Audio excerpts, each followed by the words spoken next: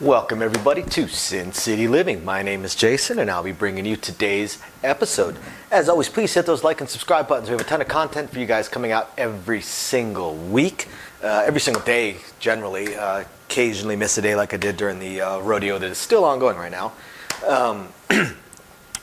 And I hope all of our patrons out there are appreciating the patron-only exclusive videos we're putting out with the dice class, putting one out every couple of weeks.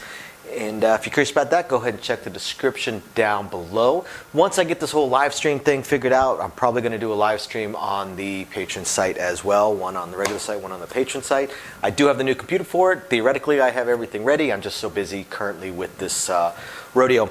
And one of our fans asked a question a little while back about ways to tip us, to show appreciation to us without having to sign up as one of our patrons. And at the time we did not have any way of doing it, but I have managed now to get us signed up with a site called Buy Me a Coffee. As I'm sure some of you guys have noticed from some of our videos, Louie and I are both pretty heavy coffee drinkers. So if you're curious about that as well, go ahead and check down below in the description as well. We would definitely appreciate any cups of coffee you're willing to pick up for us. And don't forget to email us with any strategies, questions, suggestions, anything at all. We love shooting those videos for you guys. I actually haven't gotten a new email in about 2 weeks. And also, don't forget, anybody that may be interested in one of the small Sin City Living neons that we have, just email us that as well, sincitylivingLV@gmail.com. Otherwise, I'm going to go ahead and get into today's episode. Welcome back to our How to Play Dice tutorial series. Thank you everybody for tuning in.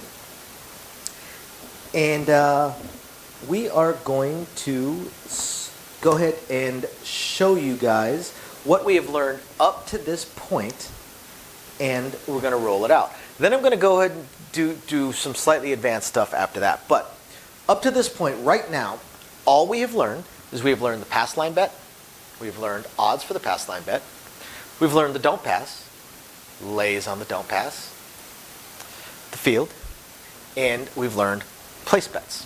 Okay? So I'm going to just roll some out and show you guys how they work. And we're going to have two different players. We're going to have one player that's going to do the pass line, and they're going to do odds. We're going to have another player that's going to do the don't pass and do a lay. Now, both of them are then going to place the point. Now, a lot of players that play the don't pass, they don't place points, but some do. A good percentage of them do, but most don't do place bets. They end up doing different bets that we're going to show you in further videos. Not the next one. The next one's going to show you some advanced stuff on the place bets, but further videos after that. So let's go ahead and get to it. So we're looking at a player that with a $10 pass line bet. Put it over here so I know it's in the camera. $10 pass line bet. And then we're going to do a $10 don't pass bet. And now we're going to come out. So we have a 9 that rolls. So 9 is the point. Right? Now when it comes to odds, places on the strip are 3, 4, 5. And what that means is 3 times, 4 times, 5 times your flat bet, whatever your flat bet is. Now, 3, 4, 5 odds means your maximum odds, and that alludes to your maximum odds, by the way. Your minimum odds are just the table minimum. That means on 3, 4, 5, maximum lay is always 6 times the flat bet. That's, again, max. Just has to be proper. Now, if you're off the strip, or you're just not sure about the odds, you just ask the dealer if you're interested in max odds. If you're not interested in max odds, just remember just table minimum, and you're fine. So, we're not going to do max odds on these. We'll just do kind of close. We'll do $20 in odds over there, and we'll do a $30 lay right there. So now they're both going to get their place bets.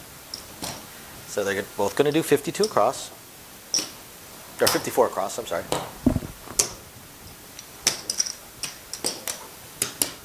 Alrighty, now let's roll them out. So we have a 7, so 7 away. So we take the pass line bet because it lost, and then we go through and we pay. 30 pays 20. Flat bet gets even money. So there we go. One player won. Although, if you think about it, they actually lost because of their place bets. So one player won $30, but they lost 54 bucks. So sucks to be them. Now, let's try again. All right, 6. So we place the 6. And this player will do 20 for a lay. And let's say this player isn't quite so competent. So they're just going to do a $12 lay. This is what's called a bridge. You can, of course, heel it off, which is the proper way. But a bridge is proper under certain circumstances. And just let the dealers take care of that. You can just heel it off. Now they both do their place bets again. This time it's going to be 52 across.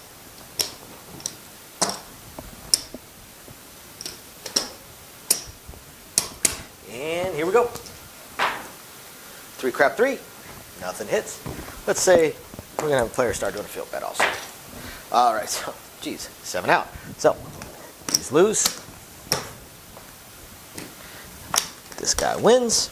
And we move on to the next shooter.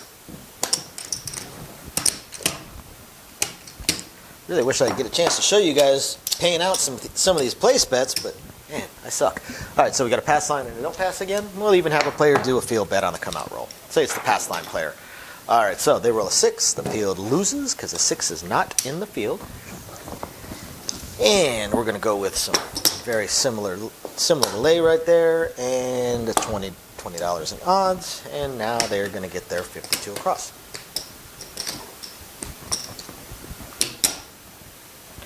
And here we go. 3 crap 3. Once again, let's go ahead and do that field bet. 10. All right, so 10. So the first thing is the field gets paid. And each one of these players is going to make $18.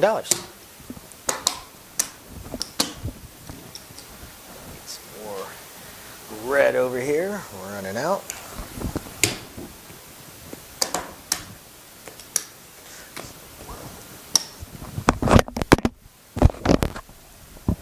Alrighty, here we go. 2 crap 2. This gets paid double. And 7 out. So, lose, and paid. Turn the point off. And now we clean up.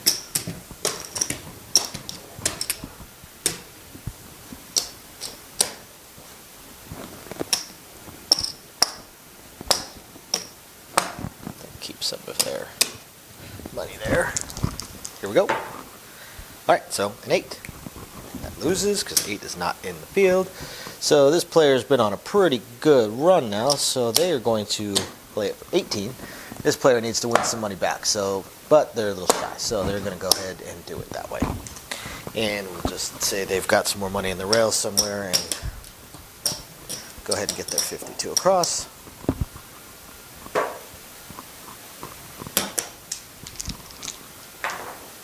Seven out. Jesus. I am really bad at this game. All right.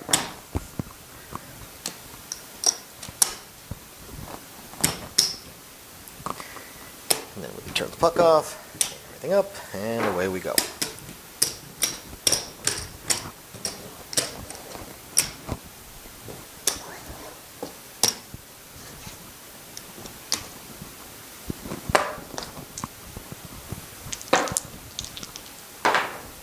All right, so another 8. So they're going to really live it up now. I wonder if they even have enough. Huh, they almost have enough. We'll spot them a buck. And then the other player. Field bet. We'll give them 15 odds and a 6. So no field 6. So and I put that in the wrong spot. So they're going to get paid $14 each.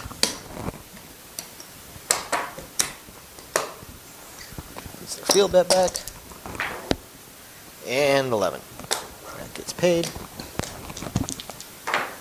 And 12. It's going to get paid triple. I know my layout here says double, but triple. Triple it is. And the 9. Okay, so first thing, paid right there. And we'll tell the player to drop me a buck, so we can pay them 15 because that pays 14. They get 15 for 1. Same with this player. They throw in a buck. They get 15 for 1.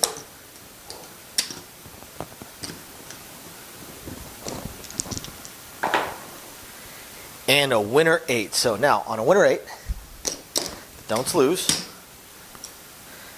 And now we pay the pass line. And we turn the point off. Now you'll notice that this time we're not cleaning everything up, and that's because the same shooter is still going. All those place bets did not lose this time. They are still in effect.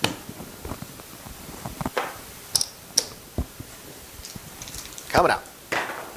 And a 9. So I get paid right there. These players will move themselves over to the 8. Let's go ahead and do 30 in odds this time. We'll do a $15 lay, which would be a bridge. And a 10. So first this gets paid. Next they're each going to get paid $18.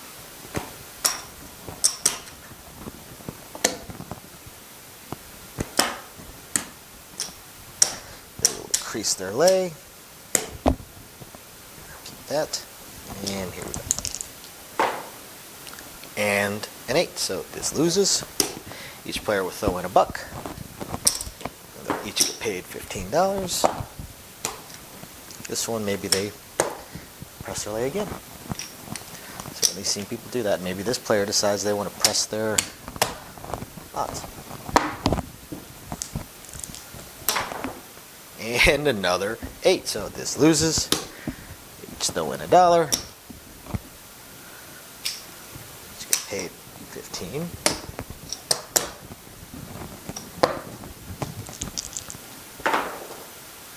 And a winner 9. So this player loses.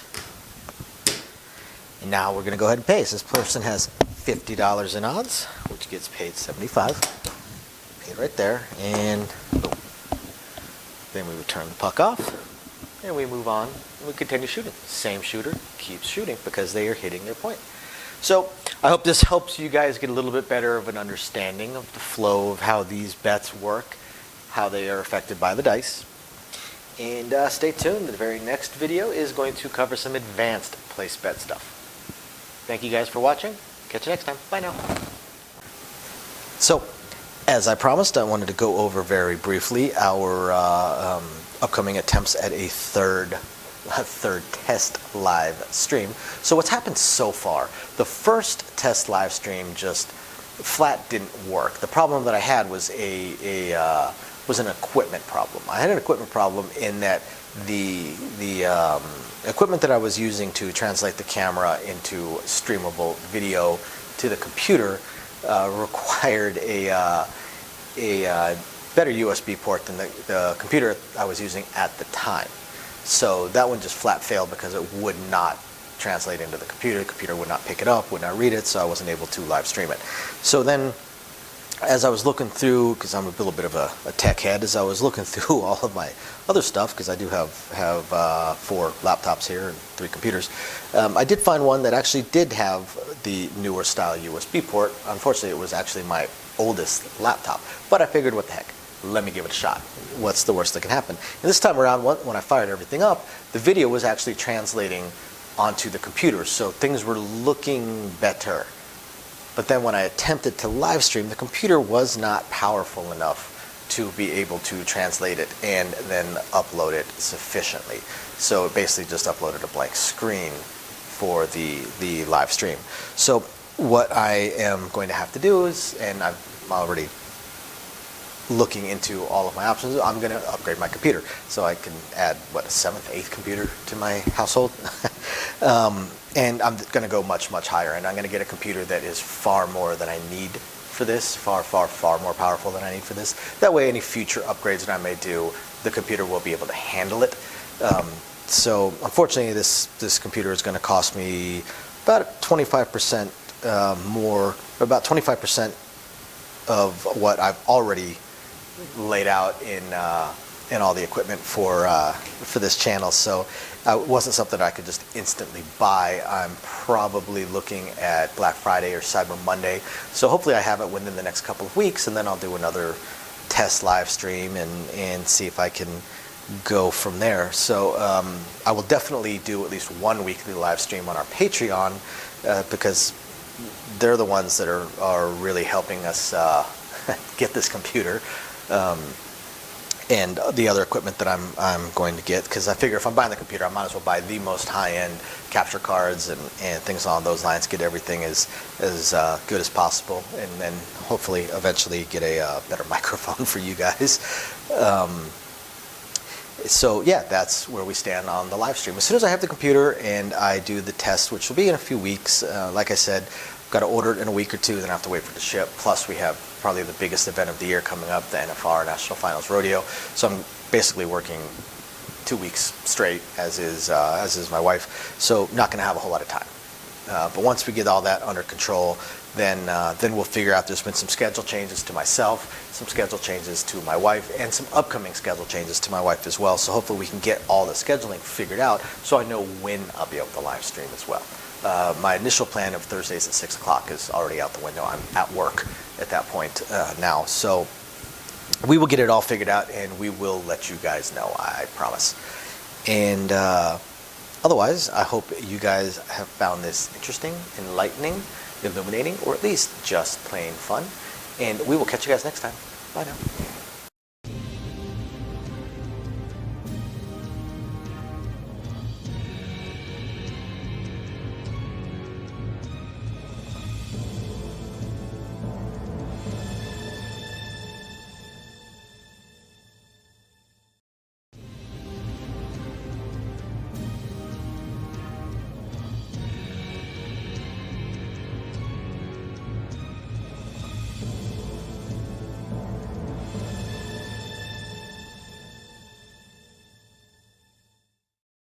Hello everybody, and welcome to Sin City Living. My name is Jason. I'll be bringing you today's episode. As always, we want to thank all of our fans, our sponsors, our patrons. We appreciate all of your guys' support. Everyone that's bought us a cup of coffee, been greatly appreciated. We've had a rough couple of weeks here in the family, been out of work for a week and a half, coming up on 2 weeks, thanks to our old friend COVID running through us.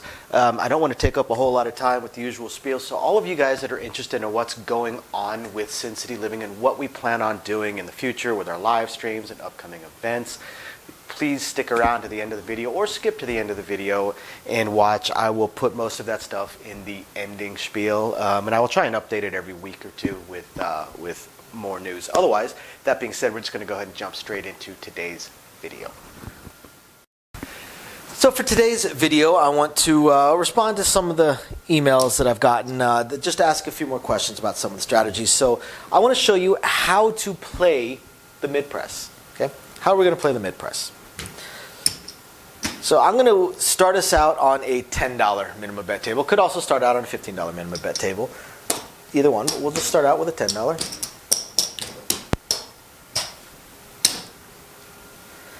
And look at how we would mid-press these. All right, so remember the 6 and 8 are going to be the same, 5 and 9 would be the same, 4 and 10 would be the same. So how would we press these? Thank you, by the way, everybody, for the coffees. Very appreciated, especially this month with all the sickness that took us down. We ended up having to use most of those tips from you guys as towards our bills or my son's birthday party and his really cool Baby Yoda birthday cake. So thank you, everybody, very much. All right, so let's take a look. On a mid-press method, right at first, when you're at the $12 mark, you don't have a whole lot of choices except to press one unit. Because with the mid-press, you are trying to collect a little bit. You don't want to do a full press and collect $2. That's not all that much fun. Now, from the $18 mark, you're generally going to go up to 25. Okay. Now, from 25, you'll throw in the $2 so that you can bring up to 42. Now for 42, you don't have to throw in anything because you're going to go up to 60. Here you have choices. I'm going to set up 60 on the 6 as well. Okay. Now choice number 1 that some players will do, they'll throw in $2 and bring their bet up to 72. It's a very viable bet, very common bet as well. I'd say probably 30% of mid-pressers do this. I'm in the other 70%, whereas this 60 pays 70, and I press it 1 unit because we look at the greens as a unit once we are in that level, and I go up to 90. Now from 72, you're going to go up to 90. It pays 80, 84. You're probably going up to 90. Because if you go from 60 to 72, you're a little bit conservative, so you're probably not going up on a big jump at that point. So from 90, this, again, you have options. If you're on the conservative side, you go to 120. If you are on the non-conservative side,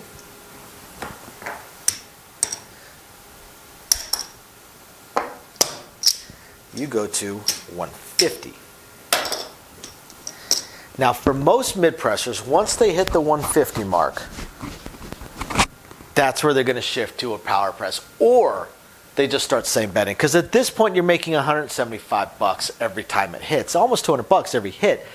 There's nothing wrong with just same betting and collecting a couple $100. Depends on what your initial buy-in was. If your initial buy-in was like $400 or $500, then if you're collecting a couple $100 every time it hits, you just need another 4 or 5 minute roll, and you've doubled or tripled up your initial buy-in, and you're pretty happy. Hopefully that is your exit point, and you take your money and run. So from here, like I said, I would go to a mid-press. So we would go up to 300. Then from there, we'd go up to 600 and collect the 50. Then from here, we would collect the 100. Go to 1200. From here, we'd collect the 200. Go to 2400. You know, and you might be a table max right here. It might have been a table max at 1200 if you're on a $1,000 table max. Now, what about the 5 and 9? Well, same thing. Initially, throw in $1. You're going to have to press it 1 unit. Now, after that, you'll collect $11.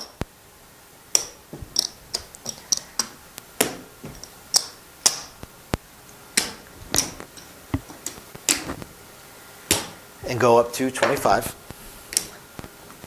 Now, from here, you got a couple different options. If you got a spare $1, I would throw it in, take you up to 36. If not, you can just go up to 35. The press is still going to be the same on the next one. Next time it hits, you go up to 50. You collect the 36. From 50, throw in 5. Collect the $45 or $50 if you threw in 5. Go up to 75. Now from 75, this is the point where you have options. So I'll show you what your 2 options could be. 75 is going to pay you 105. Some people are going to go to 100 and collect the $80. Other people, myself included, are going to go to 125. Why 125? Because of the next press. Because this is the point where I have collected enough that I'm pretty darn happy. Now this is the spot where a lot of people may start same betting. You're going to get paid 140 here or 175 there. Right? I like the 125 here because now I'm not dealing in the red. Here I'm going to get paid a black, a green, and 3 red. Here I'm going to get paid a black and 3 red, period. That's it. Or black and 3 green. I'm only dealing with greens at this point. Now, this is also the point where I will shift to a power press method. I'm happy with what I've banked. I've banked enough that I'm pretty pleased. If the roll ends right this very second, I'm probably going to color up and go home. So I might as well just go for it. Now, other players are going to just same bet, same bet, same bet. Or they might go from 100 to 150 because that would pay 150 for 10. And you would bank your 100. Then from 150, you can go to 200. If you're diehard staying with a mid-press method. Then from 200, you can go to 250, 300, whatever you may want to do. But a lot of players are going to go to a full power press from here. They're going to get paid 200 for a quarter, which pays 175. You're going to go to 300. Right? 300 pays 420. Okay, we're going to throw in a green or throw in a red. Get paid 5 1/4 for 100.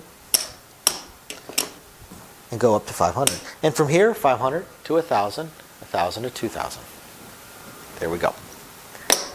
Now, what about the 4 and 10? Well, the 4 and 10, it's going to depend on whether or not it's a buy, as far as how the very beginning of the roll is going to go. Some places are a buy at $10, some are a buy at $20. Every place that I know of is a buy at $25. So let's look at the 10. We'll work with the 10. So let's assume it's not a buy. So you're going to have to throw in $2 because it pays 18, right? Now, for a mid-press method, some players will get really aggressive and go straight to a quarter, but we're just going to press at that 1 unit like we did everything else and bank the other 15. Now, the next time it rolls, if it's not a buy yet, you got to throw in $3 to get paid 30. Now you'll go to a quarter and you'll collect the other $20.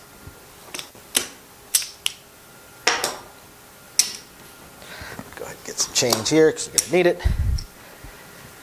Now from here, as a mid-press method on the 4 and 10, typically you're just going to do a press. You're just going to double your bet every single time. So the next time it hits, you throw in $1, go to 50, collect a green. The next time it hits, you're going to throw in $2, collect $50, go to a black. Now I know most of the time with the other numbers, I always said this is where I would go into a power press situation. However, in this case, I wouldn't, because I've only banked $100. Now, as you guys know, I'm already in a power press from the get-go, but if I'm playing a mid-press method, at this point, I am not going to go into a power press if it hits again. I'm going to stay with a standard press for at least one more hit. So the next time it hits, throw in 5, go to 200, collect a black. Now, at this point, I've collected $200. $200 just off this number. And if this has happened, I've probably collected off some other numbers too. I'm pretty happy with what I've banked. Now I go into a power press situation. Okay. So the next time this hits, I'll throw in my $10. And it pays $400. I'm going to collect 100, go to 5. Now remember, I'm in a power press situation, so the next time it hits, I throw in the green, and I go all the way up to $1,500. The next time it hits, I throw in my 75 if I want, to get paid $3,000. If I'm on a $2,000 max bet table, I bank $2,500. The 4 and 10, they basically escalate very, very fast because of how well they pay. And I most definitely have seen rolls of 8, 9, or 10 of either one of them rolling during the rolls. So it can definitely happen. Again, not super common, but that's why we play this game, right? Because that's the fun of it. So that would be how I played the mid-press and how a lot of people will play the mid-press. So I hope you guys find this interesting or helpful, enlightening, or at least just plain fun or amusing. Thank you guys very much for watching. We will catch you guys next time. Bye now. Okay, everybody, and as promised, all the usual blah blah that I try and do at the beginning of the video, we're going to go ahead and put near the end of the video. And here we go. So thank you, everybody, for your usual patronage. All of you that are patrons of ours, we very, very much appreciate it. Thank you, everybody who's been buying us a cup of coffee. Love to say that it's going to coffee right now, but this month with the entire family out for COVID, it's honestly going to Bill's and probably the kid's birthday in a week. But we definitely appreciate it. We're going to continue working on these live streams. I know you guys have seen some of them popping up. Just got to figure out the look of it, and some of the audio is still giving me issues. But hopefully we'll be getting those live streams and the craps tournaments going as soon as possible. Really just going to depend on scheduling. My schedule changed, Amy's schedule changed, kids' school schedule is fun. So once we figure out exactly how all those schedules are going to work, we'll let everybody know. And otherwise, please continue emailing us with anything you would like to see videoed. And again, thank you everybody for tuning in. We appreciate every single one of you guys. We'll catch you next time. Bye now.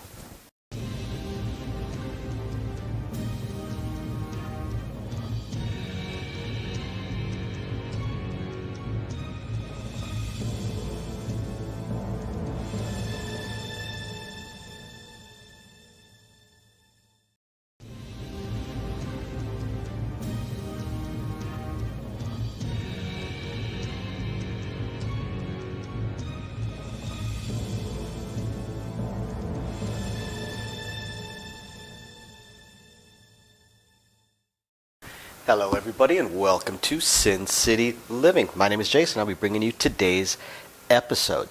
As always, we want to thank all of our fans, our sponsors, our patrons. We appreciate all of your guys' support. Everyone that's bought us a cup of coffee, been greatly appreciated. We've had a rough couple of weeks here in the family, been out of work for a week and a half, coming up on 2 weeks, thanks to our old friend COVID running through us. I don't want to take up a whole lot of time with the usual spiel, so all of you guys that are interested in what's going on with Sin City Living and what we plan on doing in the future with our live streams and upcoming events, please stick around to the end of the video or skip to the end of the video and watch. I will put most of that stuff in the ending spiel, and I will try and update it every week or two with more news. Otherwise, that being said, we're just going to go ahead and jump straight into today's video. So for today's video, I want to feature something that was brought up in an email from one of our fans. And they are talking about their version or just another variation on expanding out the Iron Cross, which is a fantastic thing. I mean, dealers do understand that the Iron Cross is not a terrible way to play. At its base level, the Iron Cross is very weak. It is pretty terrible at its most base. If you just same bet, the Iron Cross is actually astonishingly weak. But when it's used, when it's expanded out, when it's used to expand out your numbers, have some minor presses or expansions, it actually becomes a fairly strong strategy, or at least a decent strategy. There's absolutely nothing wrong with it. All strategies are weak against a 0.7 out, unless you're playing the don'ts. Every strategy has its weak points. The thing about expanding out the Iron Cross is that you're actually now you kind of have a goal. You're looking at catching that 6, 7, 8 minute roll, and you are profitable or extremely profitable. You catch that 10, 12, 15 minute roll, you've definitely made a solid chunk of money. Versus the standard Iron Cross, where if you catch that 6, 7, 8 minute roll, you basically broke even. And you catch that 10, 12 minute roll, you kind of made enough for a couple others, for maybe 2, 3 more shooters. That's about it. So let's take a look. Thank you everybody, by the way, for the coffees. We appreciate all of you guys supporting us like that. This month, with 2 illnesses taking me down, plus 1 taking my wife and son down, it's been pretty rough. We didn't buy any coffees with it. We actually ended up spending it on bills and my son's birthday party. Awesome Baby Yoda birthday cake that I forgot to take a picture of. So we appreciate it. Thank you very much, everybody. And moving forward, we're hoping to be able to start drinking coffee again and then feature those coffees on the channel. So what does this player do? Well, like all the other Iron Crosses, the point does not matter. I'm going to go ahead and mark it off of the 568 just to make it easier to show you guys. Now, what they are looking at is they are looking at $100. They're looking at $100 invested per shooter. That's pretty reasonable. If you buy in for $500 to $1,000, you're on a $10 or $15 minimum bet table. That's a pretty reasonable amount to be invested in the shooter. And they are looking at the 85 inside, or at least 85 on the 568, 85 action, and then they're looking at a $15 field bet. 15 bucks. Now, what they do is these numbers, the 568, they collect. They always collect. Now, of course, they have to lose the $15 that they're using to replace their field bet, which means that any of these numbers rolled, they collect $20. So it sounds like they would need 5 hits in order to make their money back. But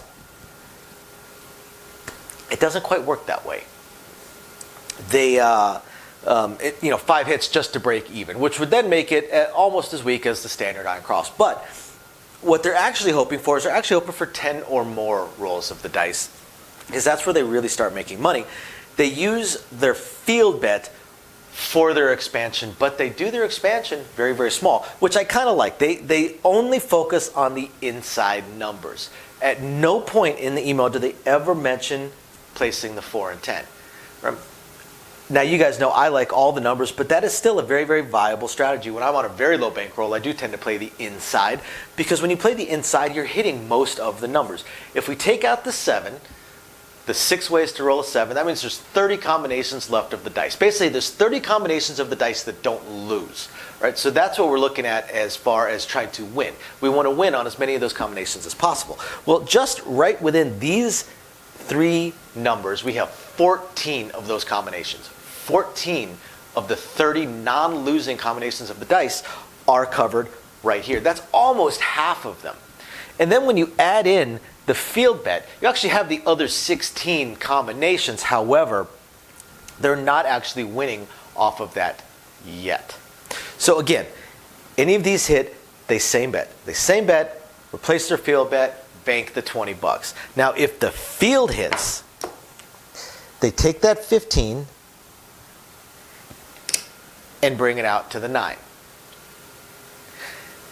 If the field hits again, and again, we're just same betting, and now you can add the 9 into that same bet. And the 9 is kind of a bonus because you hit here, you make $21, and you actually also are getting paid in the field, although they will use it to then come up over here.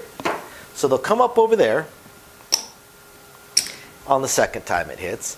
And now at this point, they're going to start using those field hits to just press pretty much all of these numbers. Every single one of them. Now if the field hits, maybe bring both the 5 and 9 up to 35. They do mention that they bring the 9 all the way up to 45. So they look at 3 field hits to get the 9 up to 45 first. Once I hit 30 is where I would probably go ahead and start spreading it around a little bit. Right? If the field were to hit again, I would probably bank $3.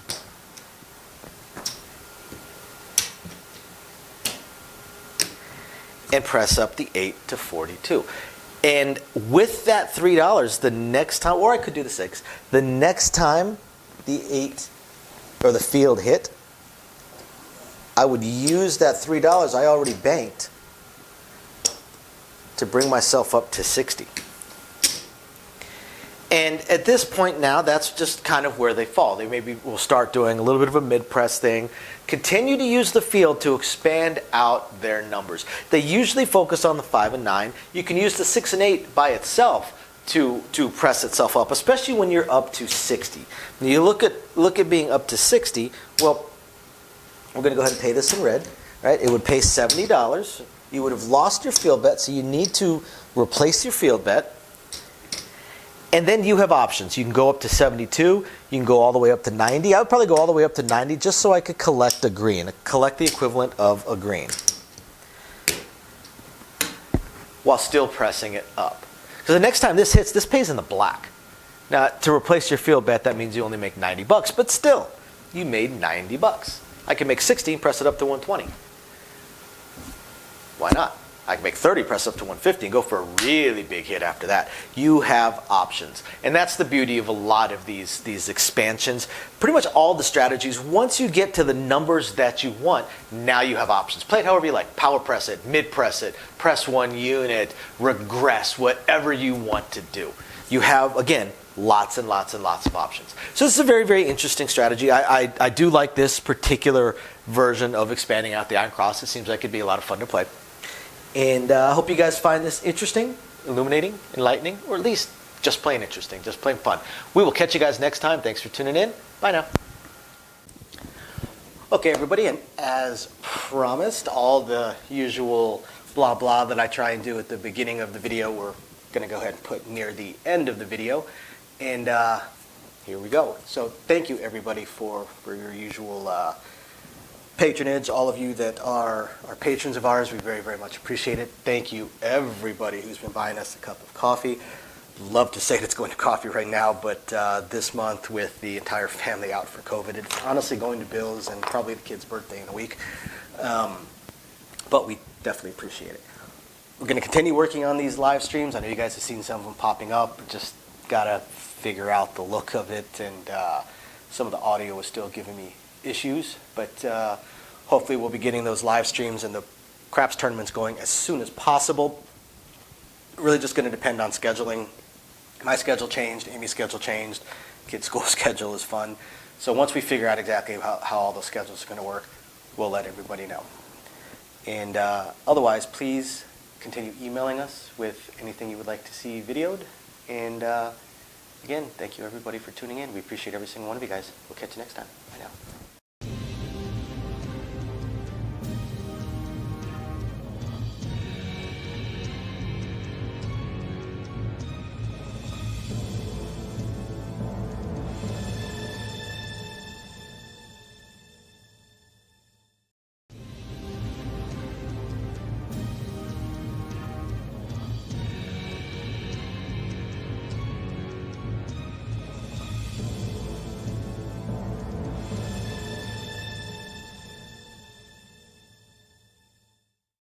Hello, everybody, and welcome to Sin City Living. My name is Jason. I'll be bringing you today's episode. As always, we want to thank all of our fans, our sponsors, our patrons. We appreciate all of your guys' support. Everyone that's bought us a cup of coffee, been greatly appreciated. We've had a rough couple of weeks here in the family, been out of work for a week and a half, coming up on 2 weeks, thanks to our old friend COVID running through us. I don't want to take up a whole lot of time with the usual spiel, so all of you guys that are interested in what's going on with Sin City Living and what we plan on doing in the future with our live streams and upcoming events, please stick around to the end of the video or skip to the end of the video and watch. I will put most of that stuff in the ending spiel, and I will try and update it every week or two with more news. Otherwise, that being said, we're just going to go ahead and jump straight into today's video. So for today's video, I want to answer an email sent to us. Not going to directly read off this email because this is something that we have covered in the past. He talks about, and this comes from Dominic. Thank you very much for sending this to us, Dominic.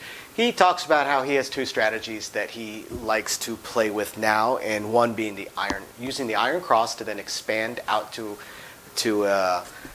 having all your place bets, expanding out to a cross, and then just starting out with a cross. Now, the starting out with a cross is what we have showed in the past as a solid, probably the best alternative to the iron cross, and in fact, generally a superior strategy to the iron cross. If you are going to play the iron cross, then spreading it out and then pressing up is the way to play it.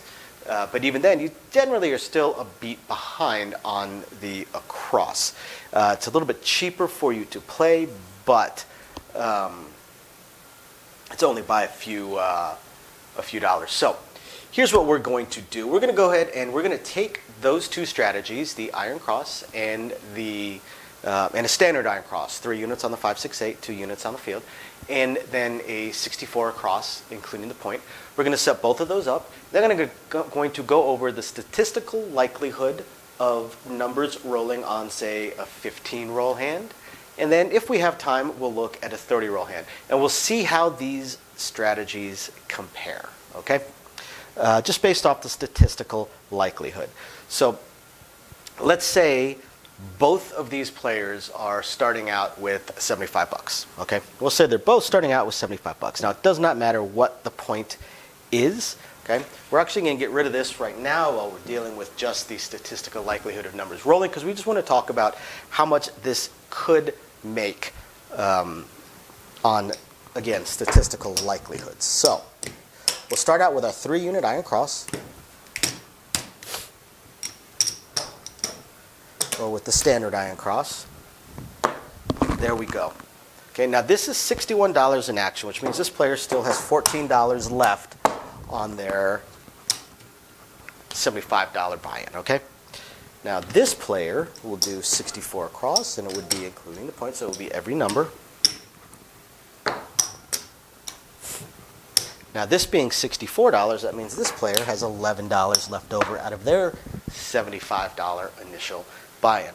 Now what we're going to do is, as field numbers hit, we're going to use them to expand out to all of the numbers with the iron cross, and once that has finished, we will move on to the numbers themselves rolling, and once the iron cross is all the way across, then they will go to a mid-press method. The 64 cross will just start out with a mid-press method. So here we go. Let's start it out. So we are looking at likelihood. Now the thing is, this will change depending on how the numbers were to roll as well. If by some miracle you start off with, say, 2s and 12s rolling, then things are going to be slightly different. Since we're going with statistical likelihoods, I'm actually going to go inside out. I'm going to go with the numbers that are most likely to roll first, and we'll deal with those first, the 6s and 8s, then we'll go to the 5s and 9s, 4s and 10s, and keep on going, okay? So on a 15-roll hand, chances are of the 6 and 8 statistically are going to hit 2.5 times each. So we're going to say 3 times for the 8, 2 times for the 6, just to make it a little bit easier. Okay, so 3 times for an 8 to roll. So if 8 rolls, well, the iron cross player, the very first time, so they're going to lose their field. They get paid $21. They put their field back up. Now here they have a choice. They can either press up their 8 or they can go ahead and expand themselves out. Most players that do the expansion method will expand out. I know Dominic mentions pressing it up 1 unit. That is also an option. There's nothing wrong with doing that either. Now the second time it rolls, going to get paid $21 again. There you go. And we'll go ahead and do that this time. Press you up 1 unit. Go ahead and keep that. And then the third time it rolls, going to get paid $28. Give yourself your field bet back, and let's say you get your 10 now. And then the rest is all yours. Now, what about the across player? Well, the cross player is going to be a mid-press player. So the first time it rolls as a mid-press player, they're probably only going to go up 1 unit. The second time it rolls, they are very, very likely to take it up to 30.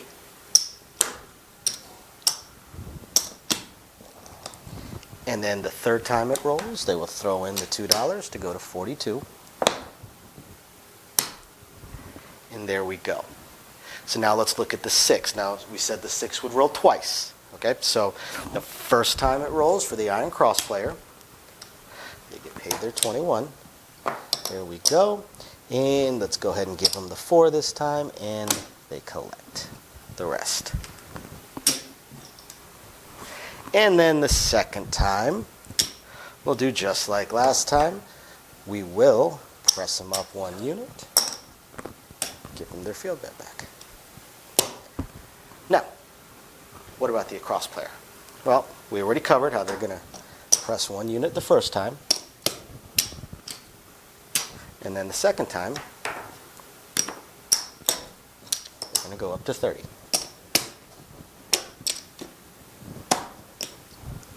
Very unlikely to get super aggressive yet, but standard little mid presses. So there we go. Now let's look at the 5 and 9. Now statistically on a 15 roll hand, the 5 and 9 are going to come up twice. Let's start with the 5. So if the 5 comes up, boom, lose right here. Get paid your 21. Now at this point, the iron cross player is all the way across. They have expanded themselves out to across. Whether or not they still play the field is up to them. If they're really die hard about keeping this oh, I want to get paid on every single number that rolls, then by all means, we'll still press up the 5 1 unit. Right? Having that field bet kind of throws things off. So the second time, they're going to get paid 30 for 2. Of course, this loses. Now this time they're probably, if they're doing a mid press, they're going to go to 35, get their field bet back, collect $5. Okay. So what about the across player? So cross player, throw in a buck, go to a quarter. That's where a lot of mid pressers are going to do. The initial hit on a 5 and 9, they're going to go to a quarter. After that is when they start getting a little bit tighter with it. The second time it hits, throw in a buck to take it to 36. Collect the green. Now when we get to the 9, 2 times it hits, so the first time they get paid there, plus they get paid their 14 over here. Since they got paid on the field, they might as well press all the way up to 20. There's absolutely no reason not to.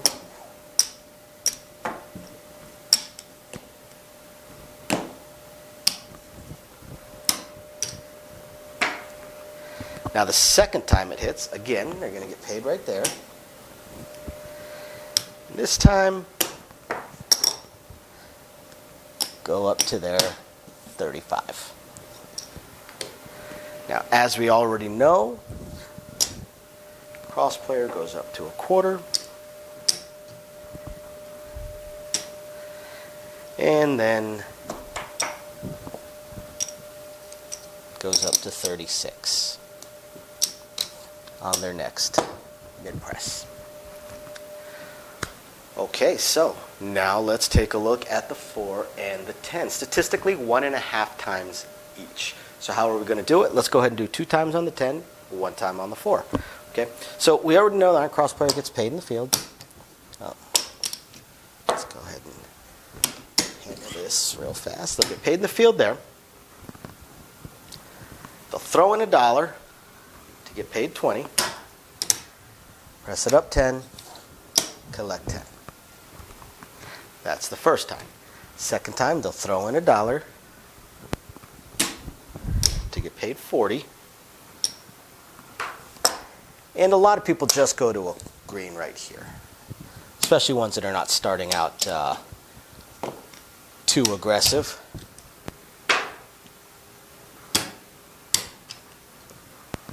As for this player, throw in, go to a quarter, collect a red. Very common one there. You get different mindsets with people that start out with a cross on a mid press and people that start out with an iron cross and expanding out to a cross. Both generally will do a mid press type of strategy, but just have different ways of playing it.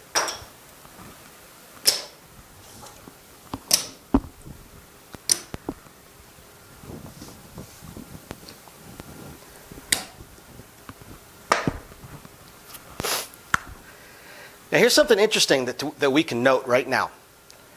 We stop and look at both of these strategies.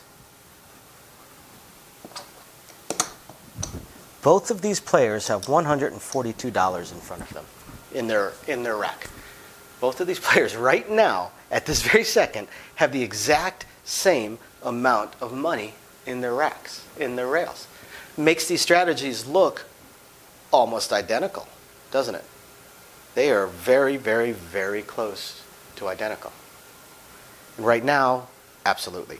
The iron cross is actually going to, on a 15-roll hand, is going to come out a little bit stronger because we still have a few more payouts to do. And I'm not going to keep going down through the list, unfortunately. I'm not fully recovered, so I'm starting to get a little bit dizzy while I'm doing this, so I'm going to have to end this one.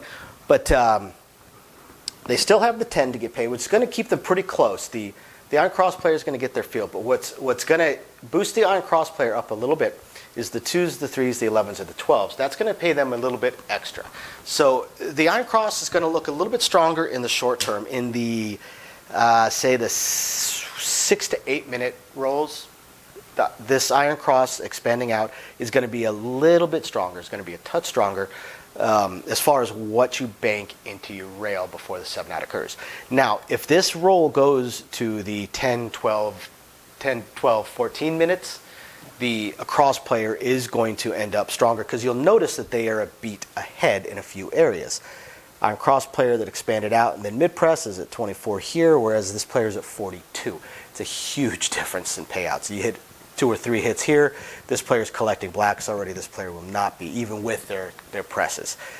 Same thing over here. This player's going to go to 42 next. This player's probably going to go to 30, maybe 36. And then it's just going to keep on going from there. Same thing here. Well, they're both likely going to go to 50 each. And then over here, this player, should any more 4s roll, is going to make twice as much. So the iron cross and expanding out, slightly stronger, 8 to 12 rolls, or I'm sorry, 6 to 8 minutes. Once you get past the 10, 11 minute mark, whoever's pressed it up higher is going to have the strongest play. You know, and that's why we talk about the iron cross puts you a slight beat behind. If you're going to use the iron cross to expand to all the numbers, if you want to be a cross, you just start out across. If you don't want to play across, then play the iron cross. You know, if you want to play every number without going all the way across, then you've got the iron cross. If you want to play all of the numbers, then just play all of the numbers. Don't put yourself a beat behind. But different strokes for different folks. There's nothing wrong with either one of these strategies. They both work. They're both very, very viable. So thank you very much, everybody, for watching. Hope you guys find this interesting, enlightening, illuminating, or at least just plain fun. We will catch you guys next time. Bye now.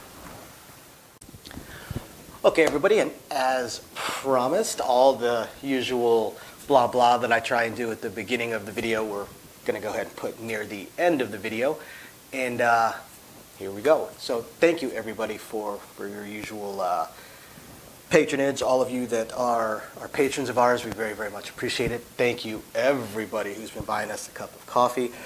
Love to say it's going to coffee right now, but this month with the entire family out for COVID, it's honestly going to Bill's and probably the kid's birthday in a week.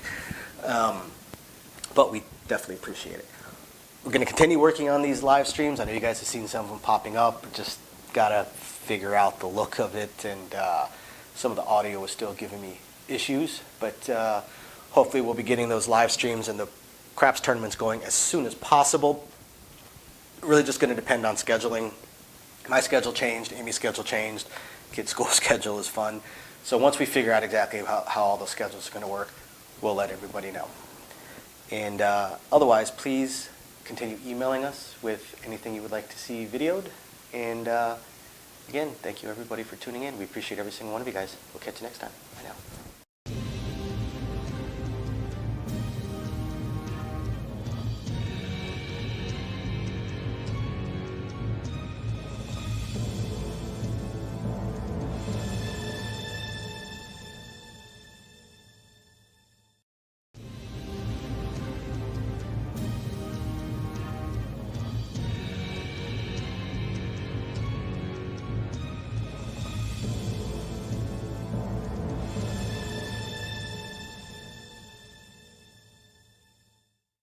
Hello everybody and welcome to Sin City Living.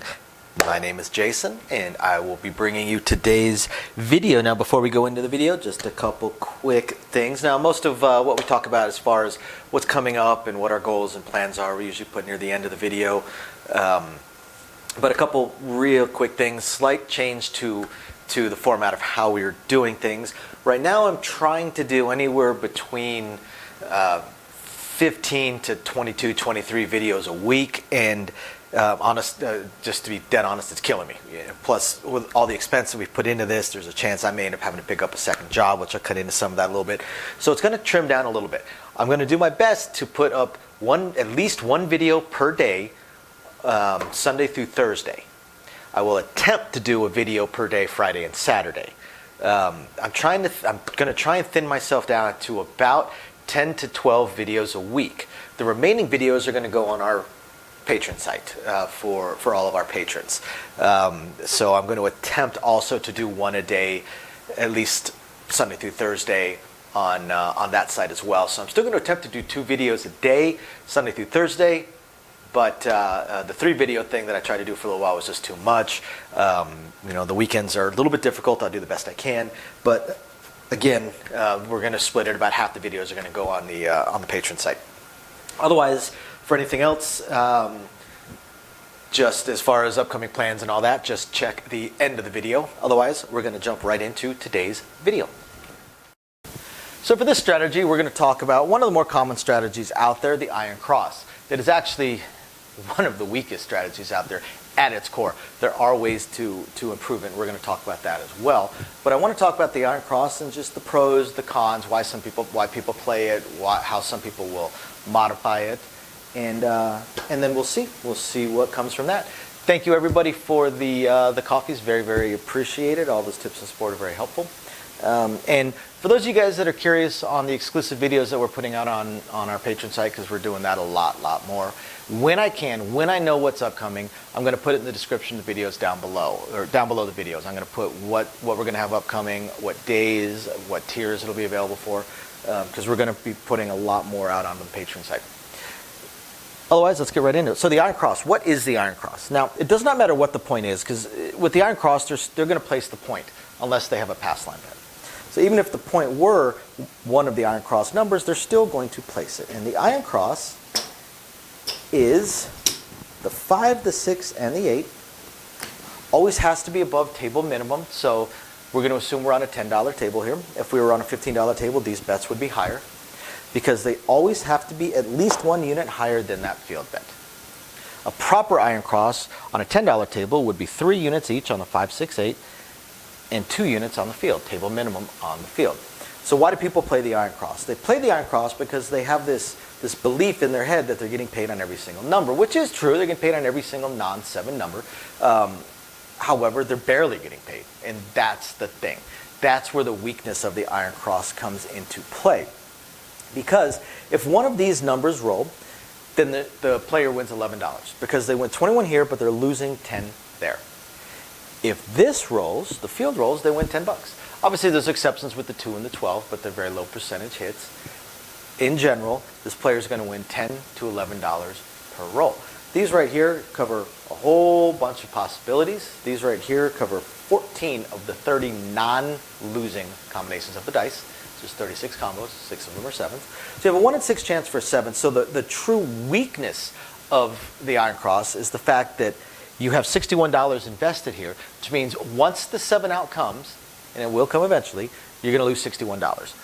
So you need at least a minimum of 6 hits of the dice just to break even with the bets you have. 6 hits of the dice just to break even. Since you have a 1 in 6 chance of the 7 coming, more often than not, it's going to come between the 1st and the 6th hit. Obviously, there's exceptions, and that's what most players are playing for, is the exceptional rolls. The Iron Cross is slow death, is what it is. When it's played as a same bet, same bet, same bet, same bet situation, it is a slow death. Now, it can start to shine in the longer rolls just like any other strategy. As we've said before, there is no one best strategy. There's so many different goals people have for playing a long time, preserving their bankroll, winning huge amounts of money on exceptional rolls. Those are all different goals. They all have different playing styles. There's no one strategy that covers all of them. It just doesn't exist. So the Iron Cross certainly has its uses. For the most part, it's a slow grind. Like I said, it's slow death. So when it's played as a proper normal Iron Cross with just same betting everything, all it is slow death. All it means is you're going to be able to play longer. Just like trying to play at the lowest house heads. It's just losing money the slowest is all it is, which is fantastic if that's what you're trying to do. Sometimes that is what I'm trying to do. I go to the casino sometimes because I have something going on in, say, 2 or 3 hours, and I want to go play for a little while, but I don't want to do my normal play style where I could lose 1,000 in 2 or 3 hours. So I want to be able to buy in with a few hundred and play with that few hundred for those 2 or 3 hours. I'm probably going to do some sort of grinding out slow death strategy. I'm not trying to win. I'm just trying to slow death. I'm trying to grind out and circle the drain instead of going right down the drain. But the Iron Cross can be used to take advantage of longer rolls, because when you just same bet, same bet, same bet, like I said, you break even at the 6th hit, which means you've already broken the statistics. Just to break even, you've already broken the statistical likelihood on the roll. Now, as the rolls continue, you're winning $10 or $11, which means let's look at this. The world record roll of over 4 hours was something like 153 or 163 rolls of the dice. So let's just say 160 to make it easy. 160. You're winning $10 or $11 per roll. That means $1,600. $1,600 on the world record roll, minus, of course, your $61 that you lose when the 7 out eventually comes. $1,600. That sounds like a whole bunch of money on a $61 investment. But just about any other of the main strategies would have won on that roll anywhere between $20,000 to $250,000. So that's the primary weakness. Now, how does it change? Well, one of the ways it changes is since the player is already looking at trying to beat the statistical likelihood just to break even, why not raise the bets up? So a lot of players will use the Iron Cross. They will use the field bets to slowly start giving themselves the rest of the numbers. At that point, they may abandon the field bet. Once they have all the numbers, they may abandon the field bet, or they may switch to a $4 horn or a $5 horn high 12, horn high, something along those lines. So they're still covering every number, but they don't need to cover it in the field, because now if the 4, 9, and 10 roll, they win a lot more than $10. They actually are getting paid better. And these are not single roll bets. So they get themselves up there, they get themselves onto these numbers, and once they're on there, they treat them the same way that they would treat the 5, 6, and 8 while they are still playing the field. It's like I said, if the field hits, they expand out. But if the inside numbers hit, they tend to press themselves up. They bring back their $10 field, so they'd only make $5 there instead of 11, right? But let's look at the second hit on a 6. they would once again press themselves up, likely to 30, replace that. Now they make 12 bucks, replace the field. Now they make 12 bucks on that hit. So they're only really making $1 more. But here's the thing, as we start hitting these exceptional rolls, these 10, 11, 12 roll, these 8 to 12 minute rolls, good chance that it's going to hit a third time. So it hits a third time, they throw the $2 in to go to 42, and they're collecting a green. They're collecting 15 after they replace their field bet, but there's also a pretty good chance they've used their field bet to expand out. Maybe they don't have a field bet anymore. What if it hits a fourth time? Well, if it hits a fourth time, because most of them are mid-pressing, 36, 26, or I'm sorry, 31, 21 after they replace their field, if they're still doing the field. This is how expanding out to where they have them all and slowly mid-pressing themselves up is how I have seen Iron Cross players catch that 15 to 20 minute roll, even 20 to 30 minute roll, and actually make more than $1,000, actually make more than a couple hundred, or even 100. So, that's the most common way I've seen of expanding out and improving the Iron Cross, is using your field to get the other numbers, using the inside numbers or the 5, 6, 8 numbers to improve themselves while still collecting a little bit, and then going for it from there. So I hope you guys find this interesting, illuminating, enlightening, or at least just plain fun. We will catch you guys next time. Bye now. So as I promised, for the end of the video, we talk a little bit about upcoming things, plans, hopes, dreams, so on and so forth. Still looking to try and get the live streaming thing going.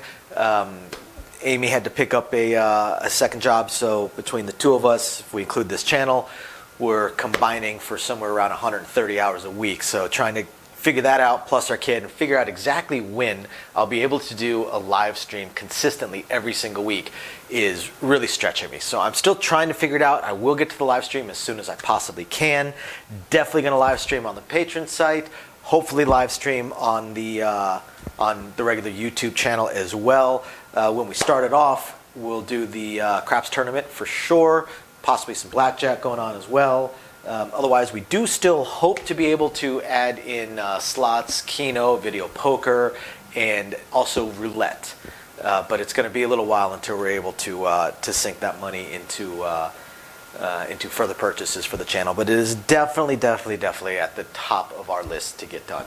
We appreciate every single one of you guys, everybody that's been watching, everybody that's bought us some coffee, everybody that is one of our patrons. All that has been enormously helpful to us. We've added so much equipment throughout the life of this channel, only a little over a year at this point, but we started out with very basic very basic equipment. We're still hoping to upgrade our layout, but we have upgraded the equipment enormously, and that's all well, not all, but that's partially from the help that we've gotten from all of our fans out there. So we appreciate every one of you guys. Please continue emailing us strategies, ideas, questions, anything you would like to see, or anything you just have a question about, please email us. Even if the email is not something I can film, every so often that happens, the email is just too long, too convoluted. I'll still do my best to answer it. Might take me a little longer if I have to read through it and really parse it out, but I will answer it for sure. Just might take a little while. Otherwise, again, thank you everybody for watching, and we hope to have many more years to come. Bye now.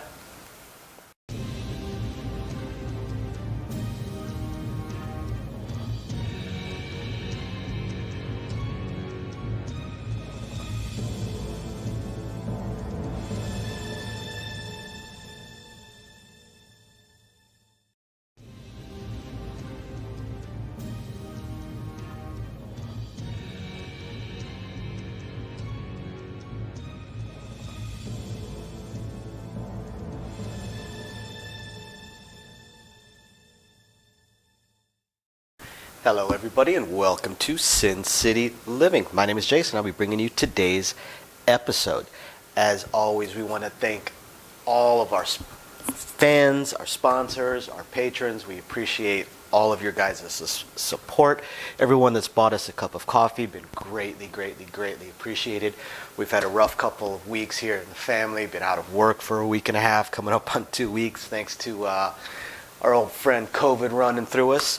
I don't want to take up a whole lot of time with the usual spiel, so all of you guys that are interested in what's going on with Sin City Living and what we plan on doing in the future with our live streams and upcoming events, please stick around to the end of the video or skip to the end of the video and watch. I will put most of that stuff in the ending spiel, and I will try and update it every week or two with more news. Otherwise, that being said, we're just going to go ahead and jump straight into today's video. So for today's video, I actually want to switch on over from the player side a little bit to the dealer side of things and talk about improper bets. I'm going to talk about improper bets because they popped up a few times last night while I was at work. So it kind of put it in the top of my mind, and I thought I would go over it because I know there are some dealers out there that watch our channel, and I know there are some of our viewers that have their tables at home and do home games. Did a little tournament in my house a couple of times. So I figured I'd go ahead and talk about improper bets. Now, I have already talked about improper bets on the low end when I discussed how you might pay on a $3 table and how you calculate out the payouts for improper bets. So just in brief, very, very brief, I'll use the 9. Let's say someone wants to do a $9 9. Say you're on a $4 or $5 minimum. Actually, you know what? Let's just do it this way. So you're on a $10 minimum bet table, and somebody has a $14 9 on you. Maybe it's a case bet. It's the last of their money, so you say, sure, I'm going to take it. How would you calculate it out? Well, the $10 portion of it is proper. Every 10 pays 14. Right? So you know that's proper. So you need to figure out what the $4 pay. Does it pay $4? Does it pay $5? Does it pay $6? What exactly does it pay? Very, very simple. Add a zero. You've got your $4. Add a zero. What would $40 pay? Because 40 is proper. What would 40 pay? 40 would pay $56. So since we added a zero, we basically moved the decimal point. Now let's move the decimal point back. So instead of 56, 4 would pay $5.60. Now we know the casinos always keep that breakage, so $4 pays 5. Now there's a lot of dealers out there that are really, really bad at math, and I know this is shocking unless you've played a lot of dice, in which case if you've played a lot of dice, you know that it is an absolute fact. A lot of dealers that are really, really bad at math, but yet can deal very quickly and very efficiently. And it's mostly because they memorized the improper bets at their most basic level. Because down here, all you really need to worry about is at what point does it stop paying even money. On the 6 and 8, every 5 pays 5, period. Because it's $5.83. So every 5 pays you 5. That's all you need to worry about. So it's either proper, everything outside of the proper just pays even money, boom, done, nothing to think about. The 5 and 9, once you hit $3, it pays an extra buck. That's all that the dealers really need to memorize. 3 pays 4, 4 pays 5. Once you get to 5, well, it's proper. 5 pays 7. So that's how the odds work. So the place bets work. So that's all they need to memorize. What is $1 and $2 pays even money. After that, add a buck. Now, with the 4 and 10, it gets a little bit trickier. Just like the whole adding a zero thing doesn't work, because while you may add a zero to it, you also have to remember that it's not a buy. It'd still be considered a place bet, although they pay pretty much, once you move the decimals and all that, it kind of works out to the same. But $2 pays 3. 1 pays 1, right? Because 10 would pay 18. So 1 pays 1, but 2 would pay 36. So 2 pays 3. 3 pays 5. And 4 pays 7. So some dealers will just memorize that. Same thing they will do with the center action. They just memorize what the improper bets pay. You know, for instance, someone wants to bet a $15 high-low. Well, a $14 high-low is proper. All right, so then all they have to do is just calculate $7 on each number. So all they have to really memorize is what does a $1 high-low pay. So that's what some dealers will do. Now, another thing that dealers do, and it can get dangerous when you cross proper with improper bets, is oftentimes when we have a bet that's a larger dollar amount. For instance, let me think of one. Here we go. Let's say somebody says, I want a $90 three-way 7. $90 three-way 7. Okay, cool. You've got a bet. The dice are already moving, so you don't have time to calculate it out. Boom, 7. Now you need to pay it, and you need to pay it quick, right? So how do you pay it? Well, instead of trying to worry about any keys or looking at that going, it's $30 on each, although $30 on each would actually be kind of easy. A lot of dealers will look at that and they'll go, well, I know what a $9 three-way 7 pays. A $9 three-way 7 pays $39. So I just need 90 is just 9 with a 0. So what's 39 with a 0? 390. Pretty easy. We do a lot of calculations like that. The dangerous one is the doubling. And that happens kind of on the lower level. People will do, say, a $5 horn high 12, right? And it hits, say an 11 roll. So they get paid $11. They say, you know what, press it. So they get paid $6. Now they have a $10 horn high 12. And then, boom, a 12 rolls, right? Of course, there's various keys, or they can look at it and go, well, there's $4 on the 12. But what most dealers do is we don't even have to think about a $5 horn high anything. What most dealers do is they look at it and they know that a $5 horn high 12 pays 57 on a 12, so they just double it, 114. Give the player 114. Doubling the bet from something that they know is very, very common. What is a common mistake is doing that with improper bets. With improper bets, either doubling the bet or adding a 0 like I showed you over there. When you get to improper bets, now you've got a little bit of a problem. It's not going to work out very well. Let me come up with one. Let's think of an easy. Well, let me start out with a very basic one. $100 place bet on the 8. All right. Every dealer knows this one. Every dealer that's been dealing for any length of time knows this one. It pays $116. Okay. Now, oddly enough, you can actually do the doubling up to this point. 25 pays 29, 50 pays 58, and 100 pays 116. What do you think 200 pays? 200 does not pay 232. It pays 233. The problem with the whole doubling from something you already know is if what you already know is improper, you're forgetting that there is actually change in there. And if that change is over the 50-cent mark, when you double it up, all of a sudden you've crossed over to another dollar. And that's where you start getting into trouble. Right? This doesn't pay 116, it pays 116 and change. This pays 233 and change. Okay? And then you get into stuff like this. A $500 one. We actually had this yesterday. $500 place bet on the 8. It's remarkably easy because we know 480 pays 560. We know 48 pays 56. 480 pays 560. That's super, super easy. And all the dealers know that 20 pays 23. So it was very, very easy to pay it at 583. Very easy to pay it. But you still have to stop and think about it. You can't just start going off other bets you know. Because those other bets you know are improper. Another fantastic example. $5 horn bet. $5 horn bet is super common, pays $33. $10 horn bet does not pay $66. $10 horn bet pays $67. Why is that?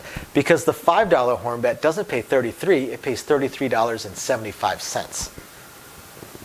So if you double it, now you're at $67.50. So you can't just double or triple or cut in half or whatever bets when they are improper. It seems like that would be easy, but unfortunately it just doesn't work. There's other times too where you might end up with a trick or two even with the proper bets. Because again, the players don't want to wait and the dealers need to be fairly quick with their payouts. Here's a perfect example. This came off of a parlay. Maybe been a double parlay, but we had a $96 horn bet. And this landed on me, and I hadn't been dealing for very long when this happened. And I tapped the dealer, the stick person out, just as they were stacking up this $96 horn bet. And I'm thinking, oh, well, what are the odds it hits? I moved the dice, boom, 12. Almost instantly. Every single person on the table came up with the payout at the exact same time. We all did it very, very quickly. And it turned out afterwards when we talked about it, we all did it the same way. Instead of trying to do a key, or figuring this is $24 per number, We went, well, we know a $100 horn bet pays $6.75 and a $4 horn bet pays $27, so we simply subtracted $27 from $6.75, right? Subtract 20, you get $6.55, subtract 7, you get $6.48. Pay the player $6.48. Super quick, super easy, super fast. So I hope you guys find this interesting, enlightening, illuminating, helpful, or at least just plain interesting. Thank you everybody for watching. We will catch you next time. Bye now. Okay, everybody, and as promised, all the usual blah blah that I try and do at the beginning of the video, we're going to go ahead and put near the end of the video. And here we go. So thank you, everybody, for your usual patronage. All of you that are patrons of ours, we very, very much appreciate it. Thank you, everybody who's been buying us a cup of coffee. Love to say it's going to coffee right now, but this month with the entire family out for COVID, it's honestly going to Bill's and probably the kid's birthday in a week. But we definitely appreciate it.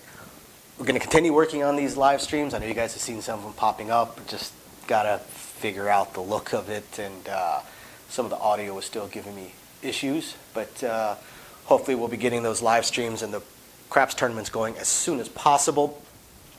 Really just going to depend on scheduling. My schedule changed, Amy's schedule changed, kids' school schedule is fun. So once we figure out exactly how all those schedules are going to work, we'll let everybody know. And otherwise, please continue emailing us with anything you would like to see videoed. And again, thank you everybody for tuning in. We appreciate every single one of you guys. We'll catch you next time. Bye now.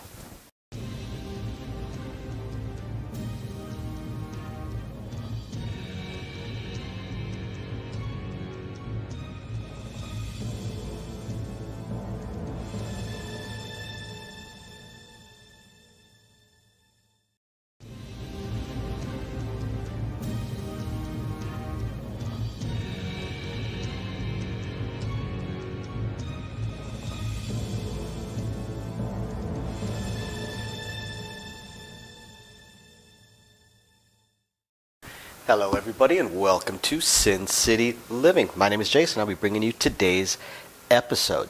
As always, we want to thank all of our fans, our sponsors, our patrons. We appreciate all of your guys' support.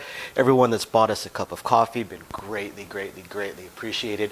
We've had a rough couple of weeks here in the family, been out of work for a week and a half, coming up on 2 weeks thanks to our old friend COVID running through us.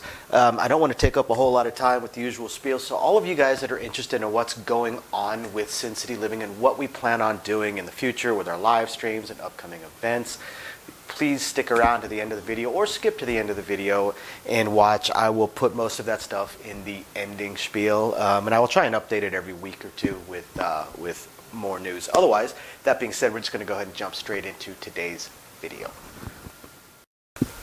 So for today's video, we want to talk about verbiage. We want to talk about some of the improper verbiage that a lot of players will use that make things either more confusing or just are plain old wrong.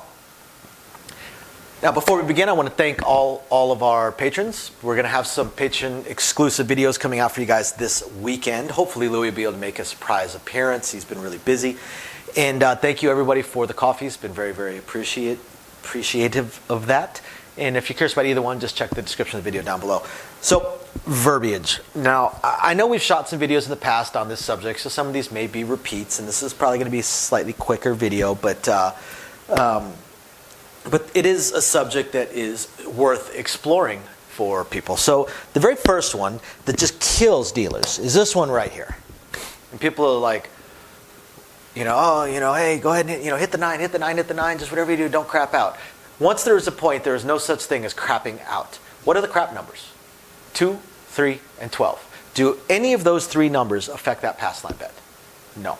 So what exactly does crapping out mean? Crap number does nothing to you. It's 7 out. You will 7 out. You won't crap out. Now, that's such a common thing that people understand what it means. They understand that means 7 out. And it's just kind of become like a parlance, like almost like a slang term within dice. But it is incorrect. And people that are super, super, super precise will find that irritating. It really shouldn't be, but some people will find it irritating. Crapping out does not exist. Now, I guess the point is off and you roll 2, 3, or 12, so you lose that, you could say you crapped out. Absolutely, because a crap number took your money. But once there's a point, the crap number doesn't affect it. So what's the, what exactly is the meaning behind crapping out? Because 7 is not a crap, and the crap numbers don't affect your bet. So another one are the common parlances for going across, for your place bets. You've got your inside, you've got your outside, you've got, say, downtown and uptown, which is from the 4 up. Like if you said I want 44 downtown, I would know that you want the 8 through 4. If you said I want 44 uptown, I would know that you want the 5 through 10. If you said you want 34 uptown, I would know that you want the 6 through 10. Although technically uptown means 4 numbers, so technically uptown and downtown. But if someone said 34 uptown, then I would know it's these numbers right here. If someone said 44 even, I would know it's those numbers right there. These are not called box numbers. A lot of people call them box numbers.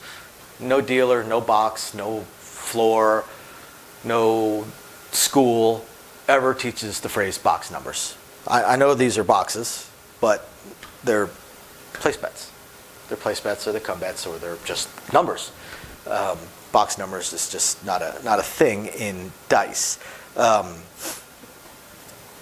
It gets confusing when, say, the point is 8, and someone throws in $20 and says hard way. Hard way what? Which hard number? Which hard way do you want, or do you want them all? And then they the point is 8. I want the hard 8. Well, you got to say the hard 8. There's 4 hard numbers up there: the 4, the 6, the 8, and the 10. So if you throw us $20 and say you want the hard ways, we're going to give you all 4. And people will just throw it in and say hard way. What does hard way mean? You got to tell me what you mean. You got to be clear with what you say. 3-way. 3-way what? And then people get all offended, like, wow, obviously I mean 3-way crap. It's really not obvious because some players will throw in 3-way. 3-way what? Well, obviously I want the 3-way 7. You didn't say 3-way 7. It can be there's 4 3-ways, just quick, easy, common bets in the center action. 3-way crap, 3-way 7, 3-way 6, 3-way 8. There are 4 very super common 3-way bets, so you need to be specific. You need to tell us. Just saying 3-way means nothing.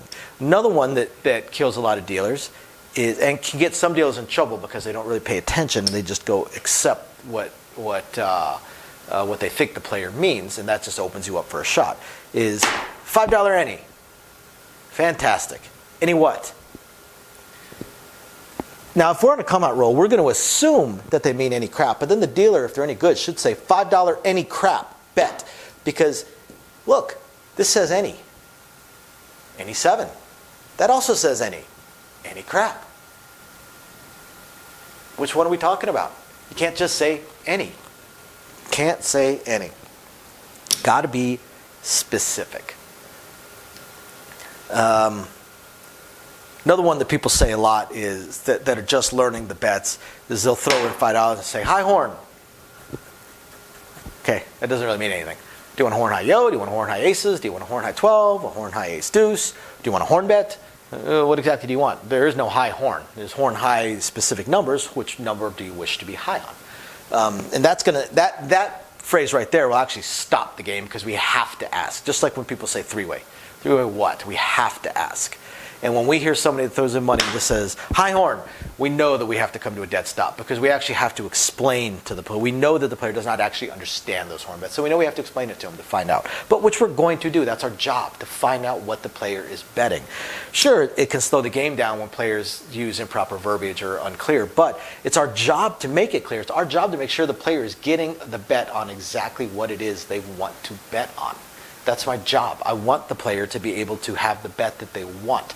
So I'm going to ask. I'm going to stop. I'm going to put the stick down, and I'm going to ask exactly what they want. If that stops the game for everybody else, oh well, sorry, but they have just as much of a right to play this game and get the bets that they want as anybody else does. So of course, I'm going to find out exactly what it is they want. Trying to think what else is really common. Most of the slang ones, if someone throws in $10 and says, give me an ET, I know what they mean, and I'm going to verbally book a $10 11-12, but I'm going to specifically say 11-12. I'm not going to say ET, because T could mean anything. It could mean a 2, a 3, a 12. It's got multiple things it could potentially mean. Is it? No.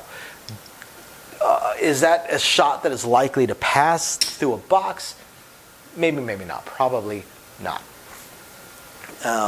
When someone says low, I always repeat aces, ace, deuce. I absolutely hate low. You're going to make every single dealer on the game roll your eyes if you say, I want a $10 Slurpee. Right? And I'll be dead honest with you here. I've never heard a player say that for a 7-Eleven. The only people I've ever heard say that in regards to a 7-Eleven is a craps student about 3-4 weeks into the course that is now working on center action bets, or they're now at the point where they are playing a mock game, and they're trying to sound cool, sound funny, whatever. I have heard it from probably a half a dozen dice students say that. It's always right near the last third of their course, and that's where they start ET, low, Slurpee. I've never actually heard a player say it. Buffalo. $5 Buffalo. Well, do you want all the hard ways plus a yo? Which would make sense as far as the name goes, because the hard ways, some people also call them the tough guys, the buff guys. So the buff and then yo, buff and yo, Buffalo. But the bet that actually makes the most sense out of that is all the hard ways in a 7. And it's regional. Depending on where you are in the United States, that's what a Buffalo means. In one area, it means all the hard ways plus a 7. In another area, it means all the hard ways plus a yo. So the dealer, if they're any good, will stop and ask, do you want all the hard ways plus a 7, or do you want all the hard ways plus a yo? So again, with your bets, it always pays to be clear. Be clear, be specific. Let the dealers know exactly what it is you want. So I hope you guys all find this interesting, illuminating, enlightening, or at the very least, just plain fun. We will catch you guys next time. Bye now. Okay, everybody, and as promised, all the usual blah blah that I try and do at the beginning of the video, we're going to go ahead and put near the end of the video. And here we go. So thank you, everybody, for your usual patronage. All of you that are patrons of ours, we very, very much appreciate it. Thank you, everybody who's been buying us a cup of coffee. Love to say it's going to coffee right now, but this month with the entire family out for COVID, it's honestly going to Bill's and probably the kid's birthday in a week. But we definitely appreciate it. We're going to continue working on these live streams. I know you guys have seen some of them popping up. Just got to figure out the look of it, and some of the audio is still giving me issues. But hopefully we'll be getting those live streams and the craps tournaments going as soon as possible. Really just going to depend on scheduling. My schedule changed, Amy's schedule changed, kids' school schedule is fun. So once we figure out exactly how all those schedules are going to work, we'll let everybody know. And otherwise, please continue emailing us with anything you would like to see videoed. And again, thank you everybody for tuning in. We appreciate every single one of you guys. We'll catch you next time. Bye now.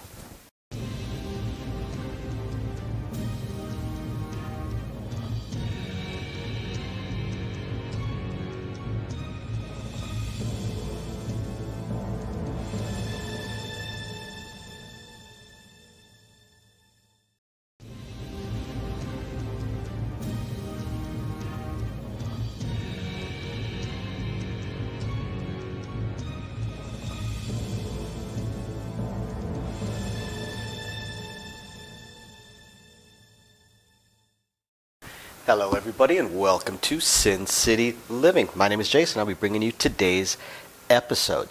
As always, we want to thank all of our fans, our sponsors, our patrons. We appreciate all of your guys' support. Everyone that's bought us a cup of coffee, been greatly, greatly, greatly appreciated. We've had a rough couple of weeks here in the family, been out of work for a week and a half, coming up on 2 weeks, thanks to our old friend COVID running through us. I don't want to take up a whole lot of time with the usual spiel, so all of you guys that are interested in what's going on with Sin City Living and what we plan on doing in the future with our live streams and upcoming events, please stick around to the end of the video or skip to the end of the video and watch. I will put most of that stuff in the ending spiel, and I will try and update it every week or two with more news. Otherwise, that being said, we're just going to go ahead and jump straight into today's video.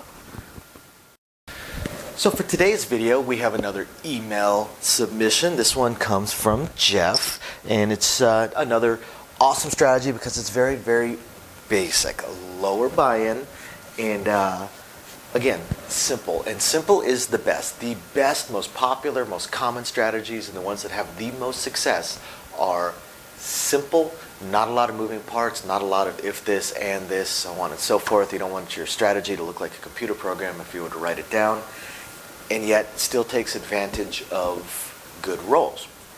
So let's take a look. Thank you, everybody, by the way, for the coffees. We really appreciate it. Right now, I'm still on the Dunkin' Donuts hazelnut blend, although I'm going to be switching that up to Bones coffee very, very soon. We'll tell you all about that one. And this weekend, look forward to our patron exclusive videos. So if anybody's curious, go ahead and check the description of the video down below. And moving on. So what did Jeff send us? And this one will probably be somewhat shorter of a video because, again, it's a relatively simple one. And simple, again, is the best. So once there is a point established, does not matter what the point may be, we're even going to do an inside number just to show that we do want to include the point. And he's going to do $66. And he's going to go inside, and he's going to include the point. Now, this can be done with a larger limit, 660 inside, 660 inside, or as low as 66 inside, or anything in between. Remember, most of these strategies you could scale up or scale down to whatever your comfort level may be. Right? So we're going to go ahead and do 66 inside, as if we were on a $15 minimum bet table, or even 10. A lot of people that play on $10 or $15 tables do tend to play higher than the table minimum. There's certainly nothing wrong with that at all. And it's very, very basic. What we're looking for is we're looking to get into the green in 2 hits. 2 hits gets us into the green, and then from there we can either same bet continuously, which is going to get us $35 a hit. That's pretty good. You're getting a green plus some every single hit, or you can slowly expand yourself out and then go to different things. Now, we say it requires 2 hits for us to get up into the green. Well, how likely is that? Well, let's take a look. There's 36 combinations of the dice, but if you take out the 6 losing combinations, the 7, there's 6 ways for 7 to come, 1 in 6 chances, that leaves 30 non-losing combinations of the dice, because we obviously don't want to include within the strategy the losing combos. Can't really plan for those unless you want to start again with the hedges this, hedge that, if and. So 30 combinations of the dice remaining. How many of them are covered right here? Well, you've got 5 ways for each of these, and you've got 4 ways for each of these. That means you have 18 of the 30 non-losing combinations of the dice covered within these 4 numbers. It means you have over a 50% chance at any given roll of hitting one of these numbers. That's pretty damn good. That's why a lot of people bet the inside, because higher probability of them rolling. Which is also why this, like the 6 and 8, they pay the lowest, they have the lowest odds. But what are we going to do when things hit? Well, if a 5 or a 9 hits, it's very, very basic. Either one of these pays $21. So what we're going to do is it's almost like a sister press combined with a mid press. Because in a mid press situation, if either a 5 or 9 hit, you would go up to $25. So in this case, you're going to sister press them both up to $25. You're going to collect $1, and you're going to go up to a green. Boom, done. Now, the next hit, if a 6 or an 8 hits, you have to throw in $3. So at most, your absolute biggest risk or buy-in towards an individual shooter is going to be $69. $69 is the most you're going to have at risk per shooter. Okay, so if a 6 or an 8 hits, you have to throw in $3. So you'll throw in $3, and you'll bring yourself up to 30 each. Now, if a 5 or a 9 were to hit, you would actually have enough to go up, bring your 6 and 8 up to 30 without having to throw in any additional money. But in this case, you don't. If a 5 or 9 were to hit, you would actually collect $11, and you would bring both of these up to the 6 or 8, or up to 30. And if a 6 or 8 hit, you have to throw in those $3. Now, from the way Jeff describes his strategy at this point, this is where you would look at maybe same betting for the next 2 hits. Because again, we said the most you were at risk is $69. If you were to get lucky and have these hit twice, then you would have actually made $11 back. So you would be $55 invested into the shooter. But we'll look at the worst case scenario. Worst case scenario is you're $69 invested into this shooter. If you same bet your next two hits, you've pulled back $70. You are now $1 to the good. You made $1 profit to your rack. Now you're not playing with house money. We always want to make sure that's clear. Once you have won money, it is now your money. You could take it, you can go to the cage with it, cash it out, go home, spend your money on your wife or your husband, because you always want to spend your money on your husband. So it's not house money, it is your money.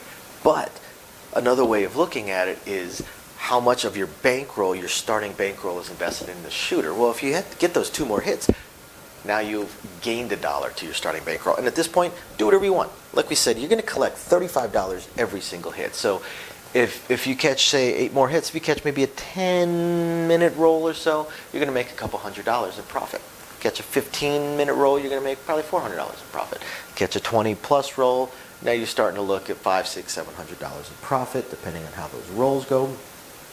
So, again, you have options. You have lots and lots of options. Or you can slowly expand out, get yourself a 4 and a 10.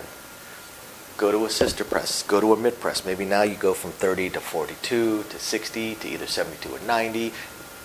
Then from 72 to 90 if you didn't go straight to 90. Then you can go up to 120 or 150. I would go up to 150, then 300, 600, 1200, 2400, so on and so forth. 5 and 9 take them up from 5 to 35 or 36, then up to 50, then up to 75, then 125, 300, 500, 1000, 2000, so on and so forth. 4 and 10, very, very, very similar. So you have options at this point. So thank you, Jeff, for sending this to us. I hope all the rest of you guys find this interesting, illuminating, enlightening, or at least just plain fun. We will catch you guys next time. Bye now. Okay, everybody, and as promised, all the usual blah blah that I try and do at the beginning of the video, we're going to go ahead and put near the end of the video. And here we go. So thank you, everybody, for your usual patronage. All of you that are patrons of ours, we very, very much appreciate it. Thank you, everybody who's been buying us a cup of coffee. Love to say that it's going to coffee right now, but this month with the entire family out for COVID, it's honestly going to Bill's and probably the kid's birthday in a week. But we definitely appreciate it. We're going to continue working on these live streams. I know you guys have seen some of them popping up. Just got to figure out the look of it, and some of the audio is still giving me issues. But hopefully we'll be getting those live streams and the craps tournaments going as soon as possible. Really just going to depend on scheduling. My schedule changed, Amy's schedule changed, kids' school schedule is fun. So once we figure out exactly how all those schedules are going to work, we'll let everybody know. And otherwise, please continue emailing us with anything you would like to see videoed. And again, thank you everybody for tuning in. We appreciate every single one of you guys. We'll catch you next time. Bye now.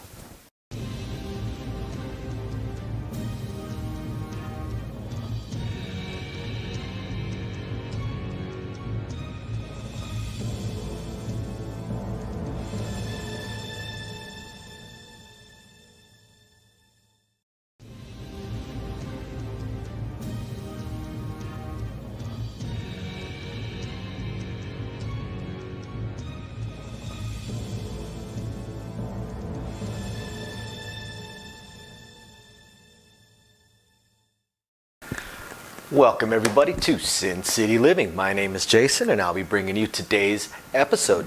As always, please hit those like and subscribe buttons. We have a ton of content for you guys coming out every single week, every single day generally. Occasionally miss a day like I did during the rodeo that is still ongoing right now.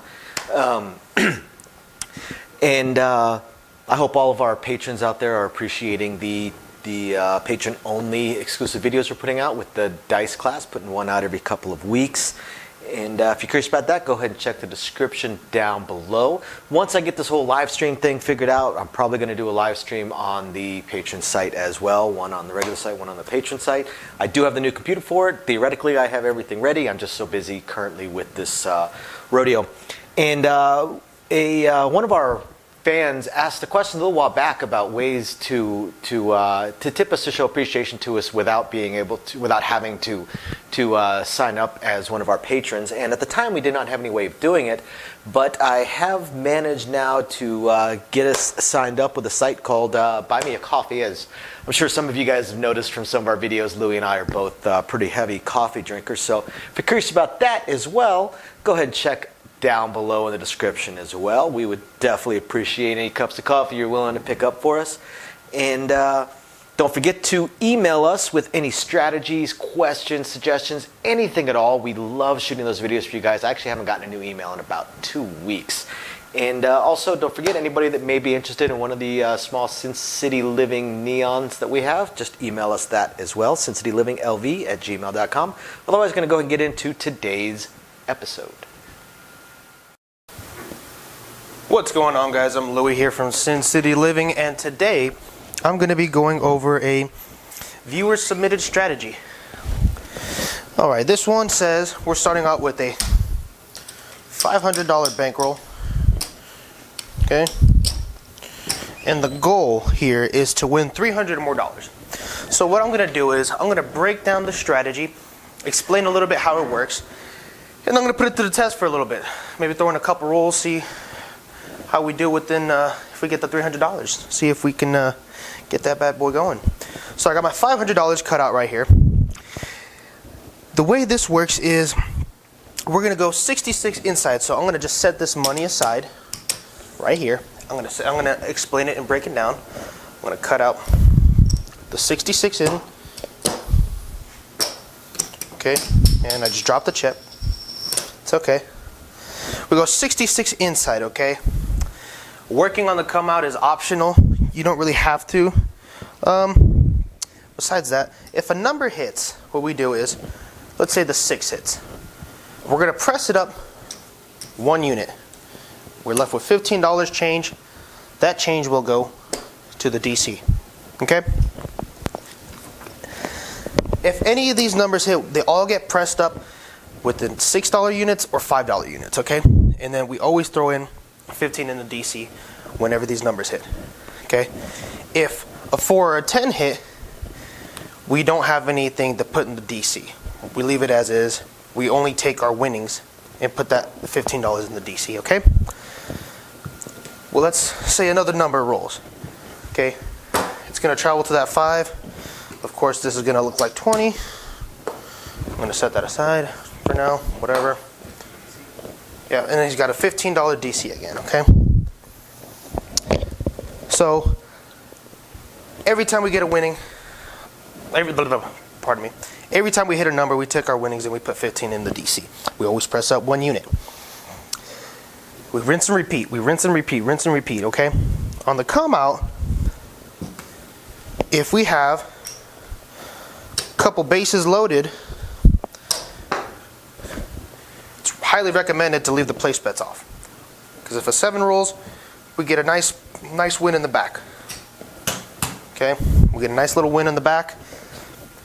And these are still in action. We don't have to worry about putting that money back up. Okay? Option the spread 4 and 10 using place bets. And that's about it. Rinse and repeat that strategy. And I hope to win $300 or more. So now what I'm going to do is set it up and put this to the test. Okay? Now, he says it's optional to work on the come out. I'm not gonna. What I'm gonna do is set it up. I got $70, $4 change, and I'm gonna go ahead and set this up. Okay? I'm gonna take some more of these singles because I need some more. And I'm gonna leave it off on the come out. I'm assuming he's not the shooter. Let's say somebody else is shooting. Okay. I'm just going to grab 2 dice, shake them up a little bit. And 5 is the point. I'm going to leave that on the 5. Okay. We weren't working, so nothing goes in the DC. Let's get another roll in. 10 hard. Don't worry about it. 8 hard, 8. So now, what I'm going to do is press up 1 unit, go into 24, and I'm leaving 15 in the DC. Shake them up. 9, 9. DC travels to the 9. 21. 15 to the DC, and I'm going up 1. There we go. Dollar change. Let's see. 6 easy, 6. Don't travel. Go up 1 unit. You know what? Not that bad. I would think it would be kind of weird, but it's. I see a little something going on here. 4 easy. No, that one travels. Yeah, that one does travel. 6 easy. I'm gonna go down behind, and I'm gonna go up to 30 with 15 in the DC. $7 change. 3 craps, ace deuce. I get a little pay right there. Boom. $15 in profit. Not bad. 3 craps again. 15 for me. You know what? Here's VSO plus $66. Yeah. That you're right. You're definitely right about that. 0.7 out. Definitely a danger. This is kind of like a hedging strategy, but not really a hedge. I mean, I guess there's no hedge on the come out, but. It's interesting. This one requires a long roll. It does require a long roll. You want to slowly get your way up, but that's a good way to get free. You only want to win $300 which is, if I'm being honest, for the $500 buy-in is pretty modest. This is a good strategy, I guess, to unless you get 0.7 out, 0.7 out. This is a good strategy to hang out, have a couple drinks, I think. 6 easy. Don't travel. I'm going to make this easy on myself and give myself $1 and set up a new DC. So far, not bad. 6 easy. So I'm going to down behind. Don't travel. 42. And another one travels. 7 out. I'm going to sweep that DC. And okay, this is where it gets a little meh. But I think we're about even still, maybe up a little bit after that roll. So yeah, this is a kind of a long roll. So I'm gonna just bring these in. I'm gonna pay behind, stack it all up, and see where we're at. Let me see how much I had in action on this roll. Let's see. What matters is the 66. Yeah, 66 inside is the only thing that really matters. I agree. That come out, that 0.7 out is deadly. 116 in action. Not bad. Well, this is how much I lost, I should say. Plus the 45 that was behind. You're right about that. I lost this much, but let's see how much I gained. Run it down for me, please. I think I'm up a little bit, yeah. Yeah, definitely up. Maybe up. Now that was an exceptional roll. That was a pretty decent roll. I agree. So figure that. Almost about $200. No, Almost. 500. So you're up. About 100. You're up $97. Yeah. Requires an exceptional roll because 1.7 out, you're $66 down. So trying to make that back Right. would require an exceptional roll. So this is one where 0.7 out pretty much cripples your strategy. That's the weak point. But every strategy has a weak point. That's the Every strategy does have a weak point. I agree. Let's keep it going.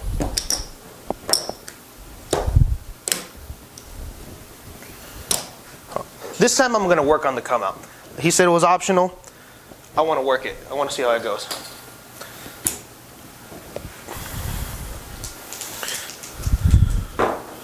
Four hard. Dodged the bullet on that one.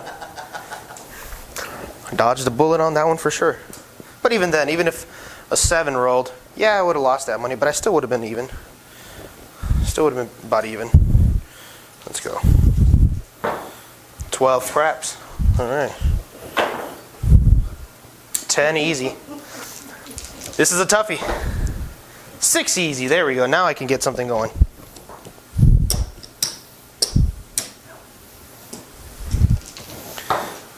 For the hard way, for winner. And I'm going to stay working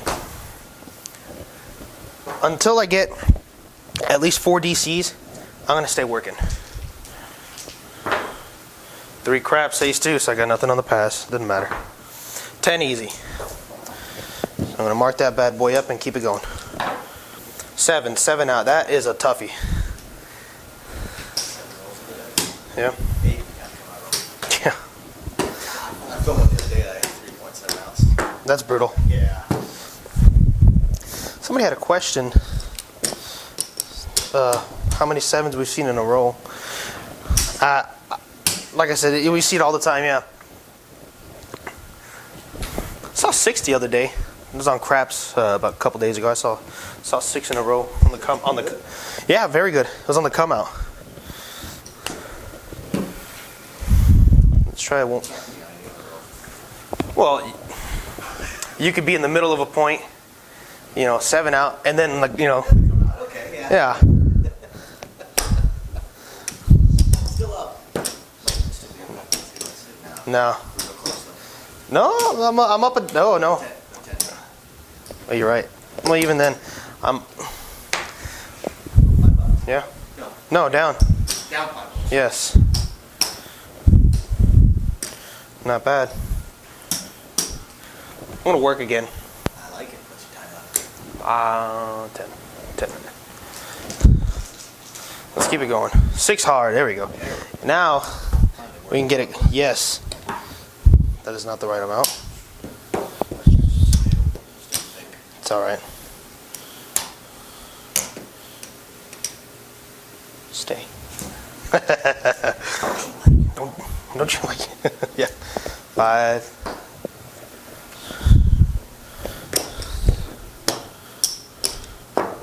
Give myself a little space to work with. Last one was 7 rolls. That was 2 already. 3 craps, ace deuce. 3 craps on a 3 on the third roll. 8 easy. Roll number 4. Faux show. 8 down behind. I like a nice behind. Oh, that was a good one. Hello. And it's clean. Well, it's dirty, but it's a clean dirty. 6 easy winner. Winner 6 came easy.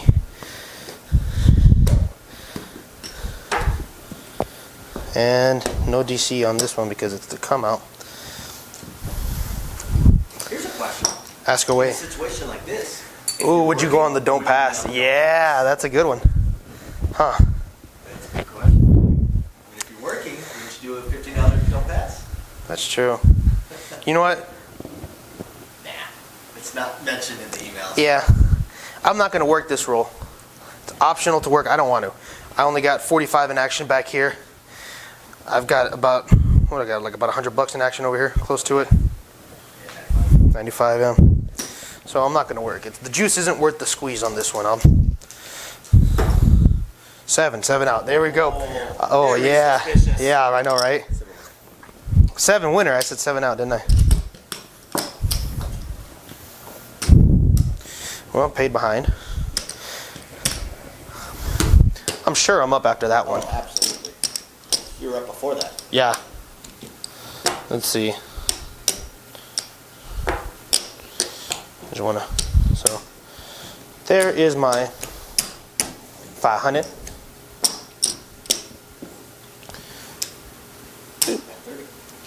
I'm up $1.30. Sweet. And I'm not gonna work. Dirty 30.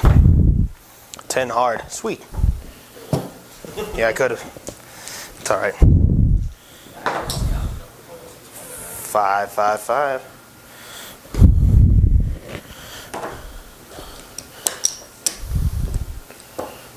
Let's leave that there. And I'm just gonna set that aside. Okay. 7 out. Sweep that DC. Still up. How much did I have? Or did I lose out on this roll? 115. I lost out on that roll. 138. Not bad. Yeah, I'll do one more roll.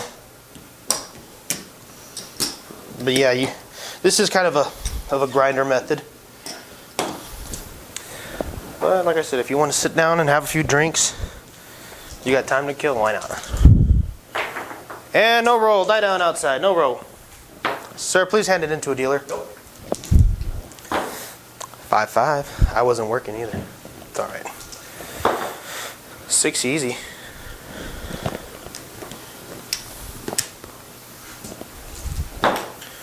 Eight easy, 8. Don't you travel.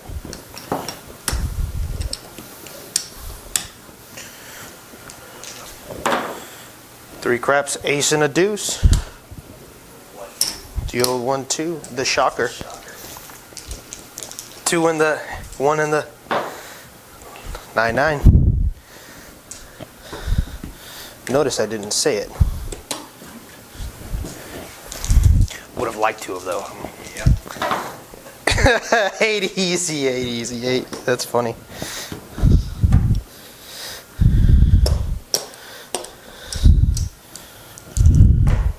Yo, 11, I lost out on that one.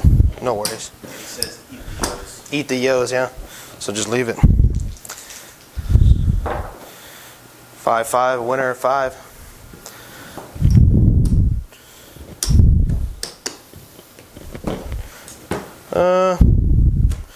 Let's see. 60, 90, 94. Not worth it. It's too close to his 300. Work it. Yeah, work it. All right. 3 craps, ace and a deuce. The juice is loose. Let's see. 10 easy. Didn't matter. Yeah, I know, right? 10 easy winner. I think I chose the wrong dice. Something suspicious is going on here. No row. Put the hand down. Stop the game. You can reach those guys. 5-5, and I should have worked. Dang. 8 easy down behind. So I'm gonna throw myself $1. Collect that, and where's my 15 right here?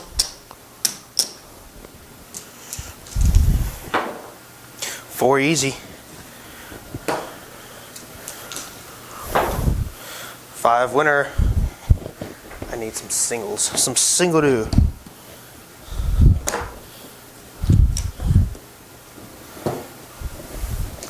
I like this one so far. I like the way it's the outcome. Let's see. 7. And I wasn't working. Oh yeah.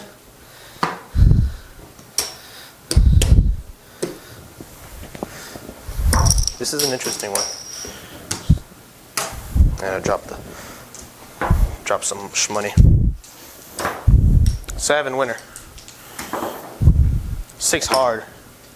Let's mark that bad boy up. Am I at that 300? Oh yeah. Up 200? Oh yeah. 208. 208. 99.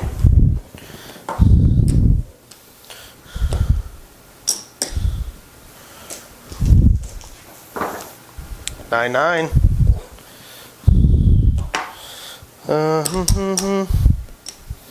Hmm.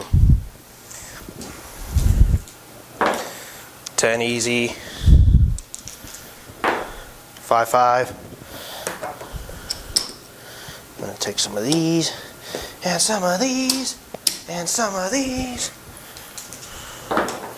7 out. Well,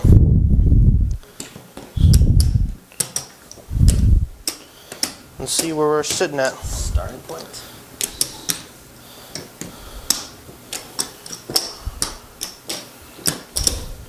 Made it. Made it. I had how much in action that time? I had 135 in action right there, or at least right here, I should say. 500 starting. 1, 2, 25, 50, 75, 300, 306.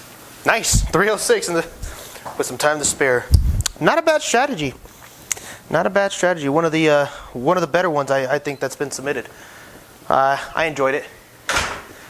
I thought it was pretty interesting. Maybe you guys go out and give this one a try. Kind of a do we don't. Well, not a do we don't. A place bets with a DC. Not bad.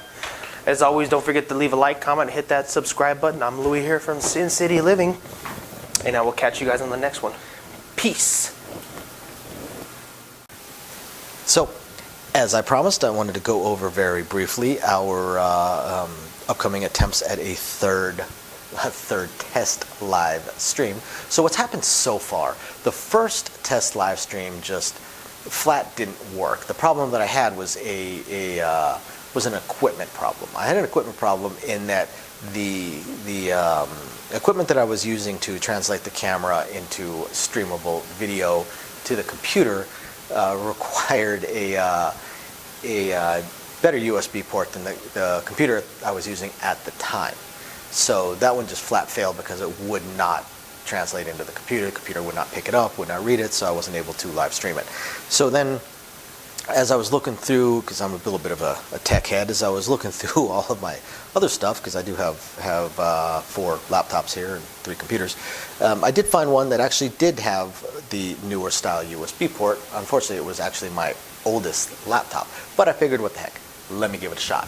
What's the worst that can happen? And this time around, when I fired everything up, the video was actually translating onto the computer, so things were looking better. But then when I attempted to live stream, the computer was not powerful enough to be able to translate it and then upload it sufficiently. So it basically just uploaded a blank screen for the live stream. So what I am going to have to do is, and I'm already looking into all of my options, I'm going to upgrade my computer so I can add, what, a 7th, 8th computer to my household.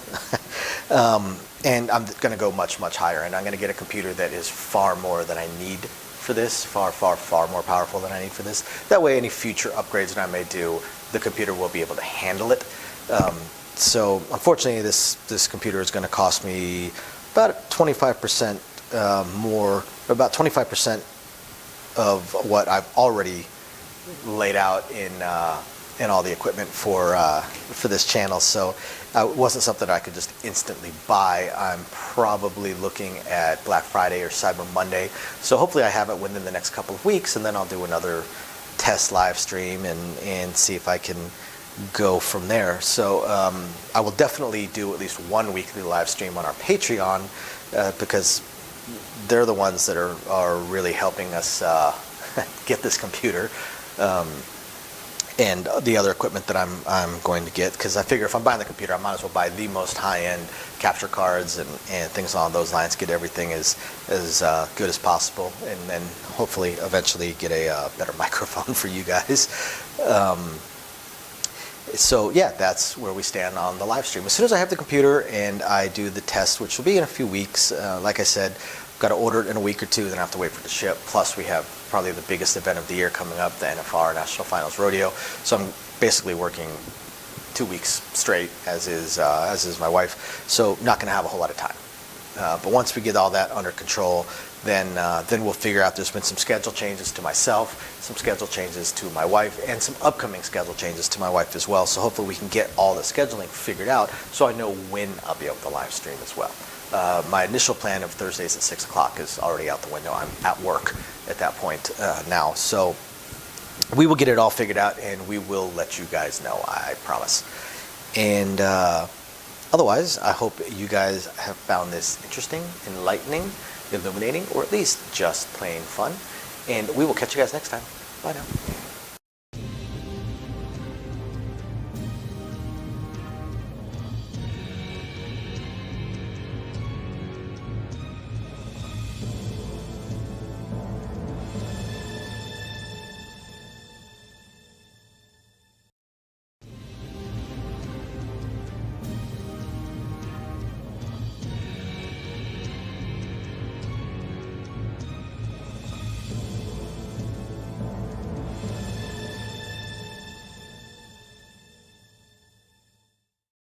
Hello everybody and welcome to Sin City Living. My name is Jason. I'll be bringing you today's episode.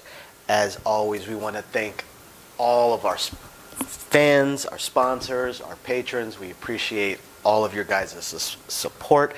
Everyone that's bought us a cup of coffee, been greatly, greatly, greatly appreciated. We've had a rough couple of weeks here in the family, been out of work for a week and a half, coming up on 2 weeks, thanks to our old friend COVID running through us. I don't want to take up a whole lot of time with the usual spiel, so all of you guys that are interested in what's going on with Sin City Living and what we plan on doing in the future with our live streams and upcoming events, please stick around to the end of the video or skip to the end of the video and watch. I will put most of that stuff in the ending spiel, and I will try and update it every week or two with more news. Otherwise, that being said, we're just going to go ahead and jump straight into today's video. What's going on, guys? I'm Louie here from Sin City Living, and today I'm going to be going, well, I'm not going to be going over anything actually. I'm just going to play with myself on craps again. Hopefully I have better luck this time. I don't know which video is going to be posted first, but the last video I just did, I got my butt kicked and I didn't stick to any particular strategy. I just kind of,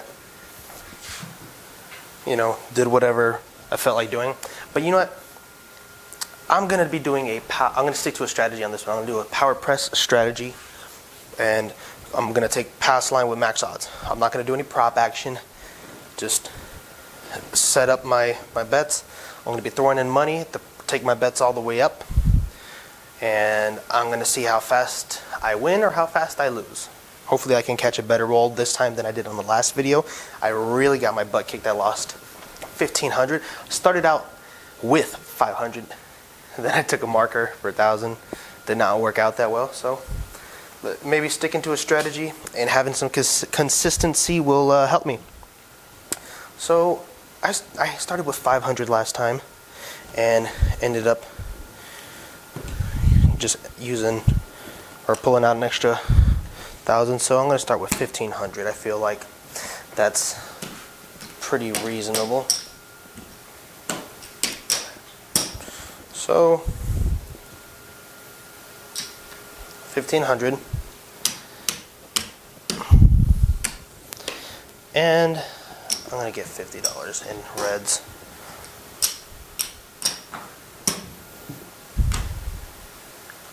God, I like playing with chips so much. I really like playing with chips.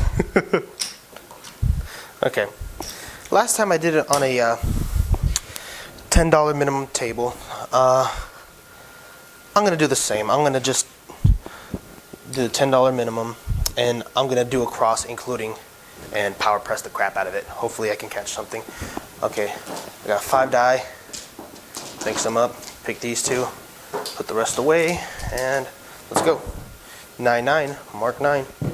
So $40 is the max for odds, and I'm gonna go for it a bit right off the get-go. Boom, boom, boom, boom, boom. I needed an extra $50. All right, let's go for it. 7 out. Oh my goodness, and I'm dropping money too. That was horrible. I've got no idea what today is in terms of, I know what day it is, but doing horrible. Okay, $10 minimum. Let's go. 12 craps. Oh my gosh, this is just horrible. I am not doing good at all. Holy cow. 10 hard, okay. Let me get another $50 in check change. And I'll do 64 cross, including, and I need to take odds.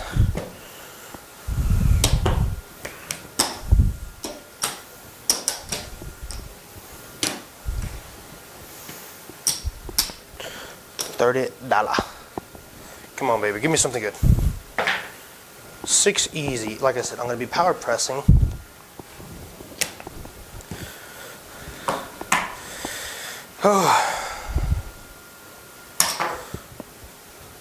Let's go all the way up. $36.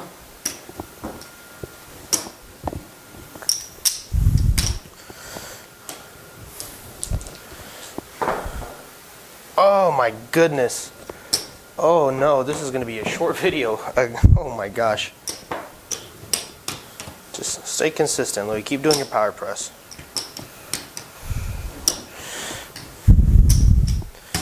Maybe you're starting off too much or too little across. Just do $10 there. Set up 160 across, okay? Up and off. Maybe you got to find something in the middle.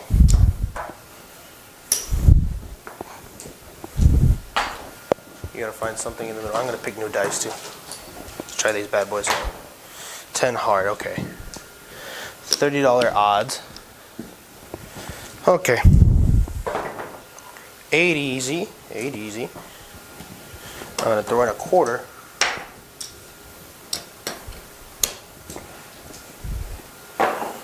For the hard way.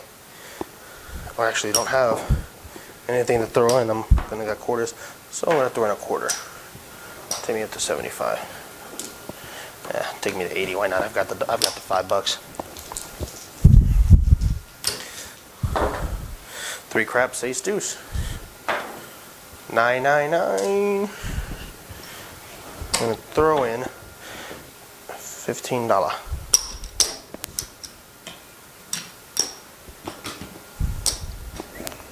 Give me to 75. 10 winner. Winner 10 came easier. Yay! I needed that. I don't have the 5. Oh, actually, I do. Give me one of these bad boys. Boom. Yay! Just keep doing what you're doing, Louie. Yay! All right, come on. Come on, baby. Come on now. Give me something good. 6 easy. Market. 50 odds. Come on, baby. 6 winner came easy. Oh! I'm going crazy over here.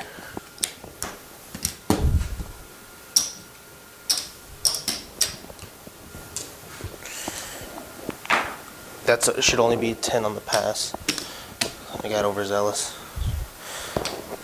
All goes on the line. I would have won, but man, honor system, I guess. Yo, 11. Yay. Yo, 11. Oh my gosh, I said I wasn't going to bet any prop action, but that'd be one hell of a parlay. 6 hard. There we go.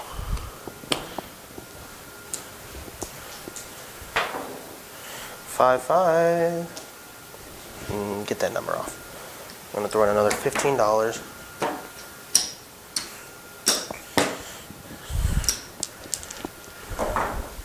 For easy. 160 for 4. $1 change. Let's go to 200.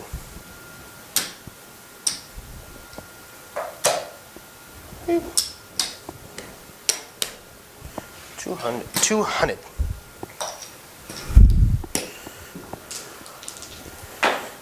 10 easy. Woo! Woo! For that. Take me to 200.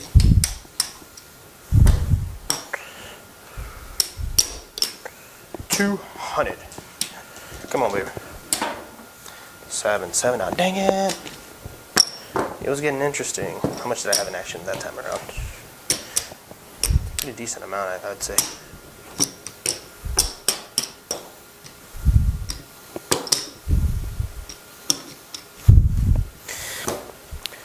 Whew. 790 in action. Jeez. Okay. I've had the best run so far on that, starting with 160 across. So I'm going to do that. I'm going to start with 160 across, up and off.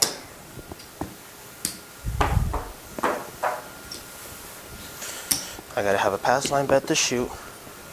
And let's get it going. 8 easy. It's marked. 50 odds. 6 easy. I'll throw in a quarter.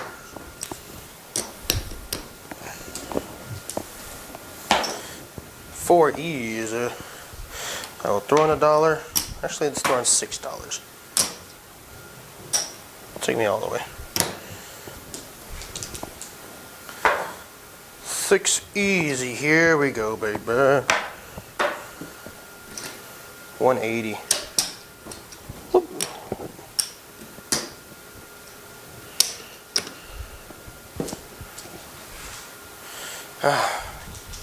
Thinking I should have just went to 210. Yeah. 8 easy winner. Ding ding ding.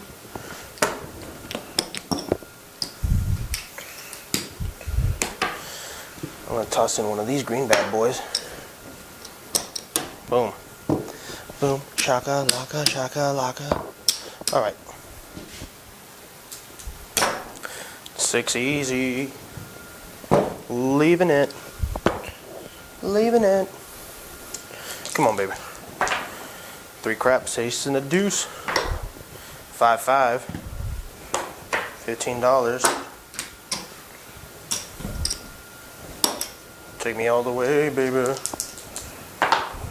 5 again. 5 again. 5 again. $1.50.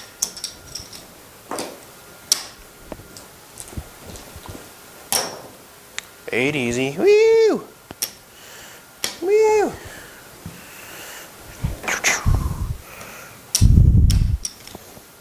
$180. Come on, baby. 10 easy. Give me $6. Come on, baby. Give me. Just keep it up. Don't even think about it. Just roll. 8 easy.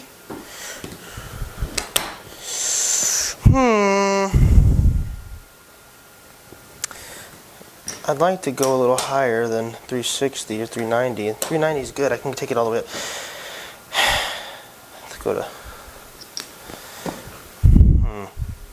Just take it to 3, Louis. Get a little bit back. Just get a little bit back. But you have to be consistent on the 6 now. 6 easy winner. Woo!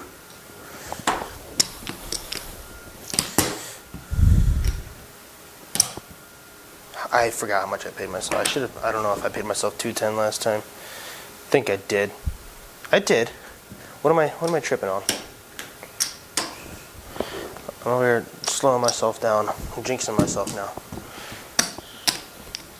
Just set it aside and roll, Louis. Shut up and roll. 7 winner. Just shut up and roll. No roll. There we go. 6 easy. 6 again. All right, baby. Come on now. Yo, 11-11. Yo, 11-11. 2 craps, aces. Come on, horn numbers. 8 easy.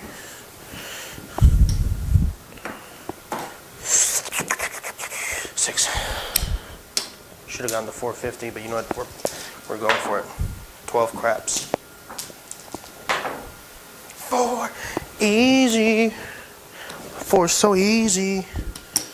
Boop, boop, boop. Give me one of these. Give $1 back. And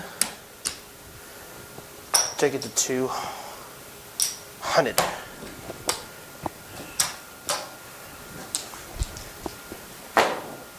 Ate the hard way. Oh! Time to pull out them perps, baby. Give me some perps. Ah, yeah. I'm gonna give $100 back. Going up, baby. Do, do, do, do, do. 9. Oof. $15. Oof. Make me holla. Yo, 11-11. 3 craps, ace and a deuce. 5-5.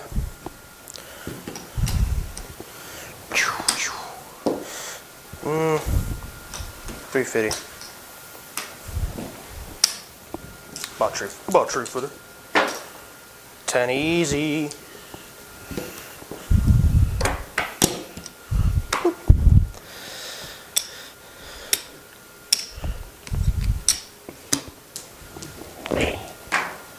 $10 hard. Oh, the crowd's going wild. Oh my God. Oh, take me to 5. Oh my god. Oh, 6 easy, winner. Oh, I'm going crazy now. Oh my goodness. Oh my goodness. I needed this roll, baby. Tree footy. Take me to 6. Come on, baby. Give it to me now. Give it to me, baby. Give it to me, baby. 99. 40. 40, shout it. 4 the hard way. $10. Make me holla. Lock that up. Take that bad boy to 500. Boop. 7 out. Jeez Louise, great roll. But you know what? I think I left most of it on the table. Probably should have collected some, but you know what? You gotta stay consistent. I was doing some really some good power presses, and I really went for it. So that's 3,000 right there.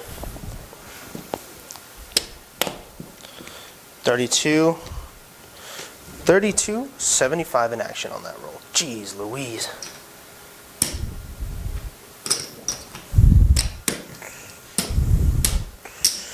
$32.75. Where am I sitting at now in terms of money? I know I'm still down, but I'd like to see how much. That's 4. So that there's 900 right there.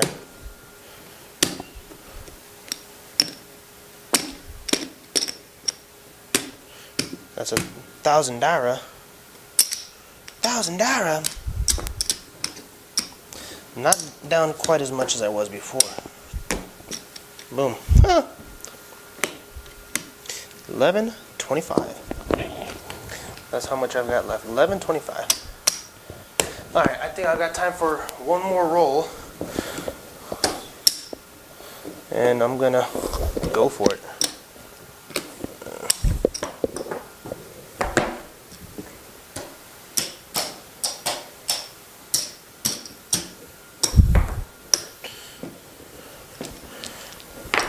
Seven winner.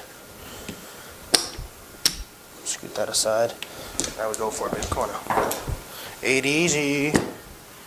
It's marked. 10 easy. Going all the way. 7 out. Dang it! I should have just left. I should have just left it.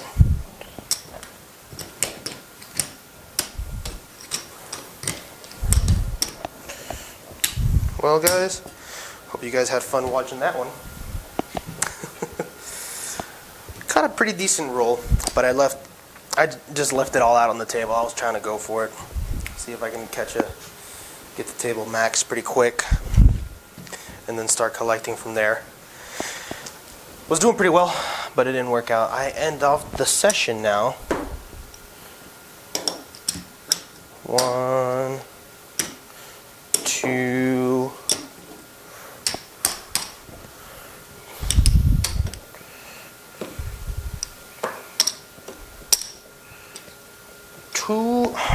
320. 320. Dang. From a $1,500 buy-in. At least I'd leave with something at the end of the session, not like last time where I lost it all. All right, guys. Well, I'm Louie here from Sin City Living. Don't forget to leave a like, comment, hit that subscribe button, and I'll catch you guys on the next one. Bye. Okay, everybody, and as promised, all the usual blah blah that I try and do at the beginning of the video, we're going to go ahead and put near the end of the video. And here we go. So thank you, everybody, for your usual patronage. All of you that are patrons of ours, we very, very much appreciate it. Thank you, everybody who's been buying us a cup of coffee. Love to say it's going to coffee right now, but this month with the entire family out for COVID, it's honestly going to Bill's and probably the kid's birthday in a week. But we definitely appreciate it. we're going to continue working on these live streams. I know you guys have seen some of them popping up. Just got to figure out the look of it, and some of the audio is still giving me issues. But hopefully we'll be getting those live streams and the craps tournaments going as soon as possible. Really just going to depend on scheduling. My schedule changed, Amy's schedule changed, kids' school schedule is fun. So once we figure out exactly how all those schedules are going to work, we'll let everybody know. And otherwise, please continue emailing us with anything you would like to see videoed. And again, thank you everybody for tuning in. We appreciate every single one of you guys. We'll catch you next time. Bye now.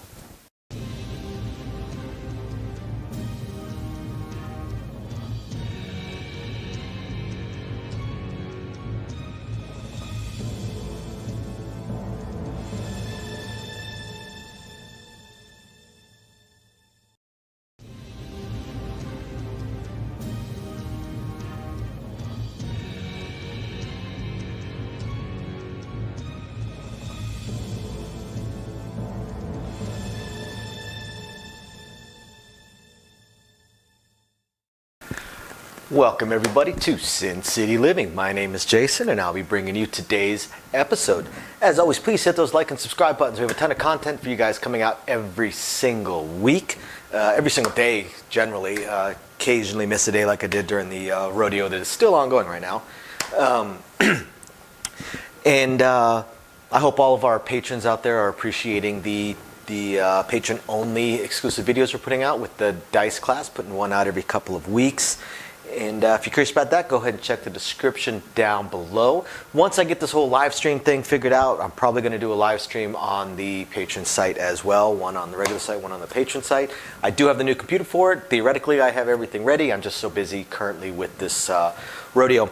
And one of our fans asked a question a little while back about ways to tip us, to show appreciation to us without having to sign up as one of our patrons. And at the time we did not have any way of doing it, but I have managed now to get us signed up with a site called Buy Me a Coffee. As I'm sure some of you guys have noticed from some of our videos, Louie and I are both pretty heavy coffee drinkers. So if you're curious about that as well, go ahead and check down below in the description as well. We would definitely appreciate any cups of coffee you're willing to pick up for us.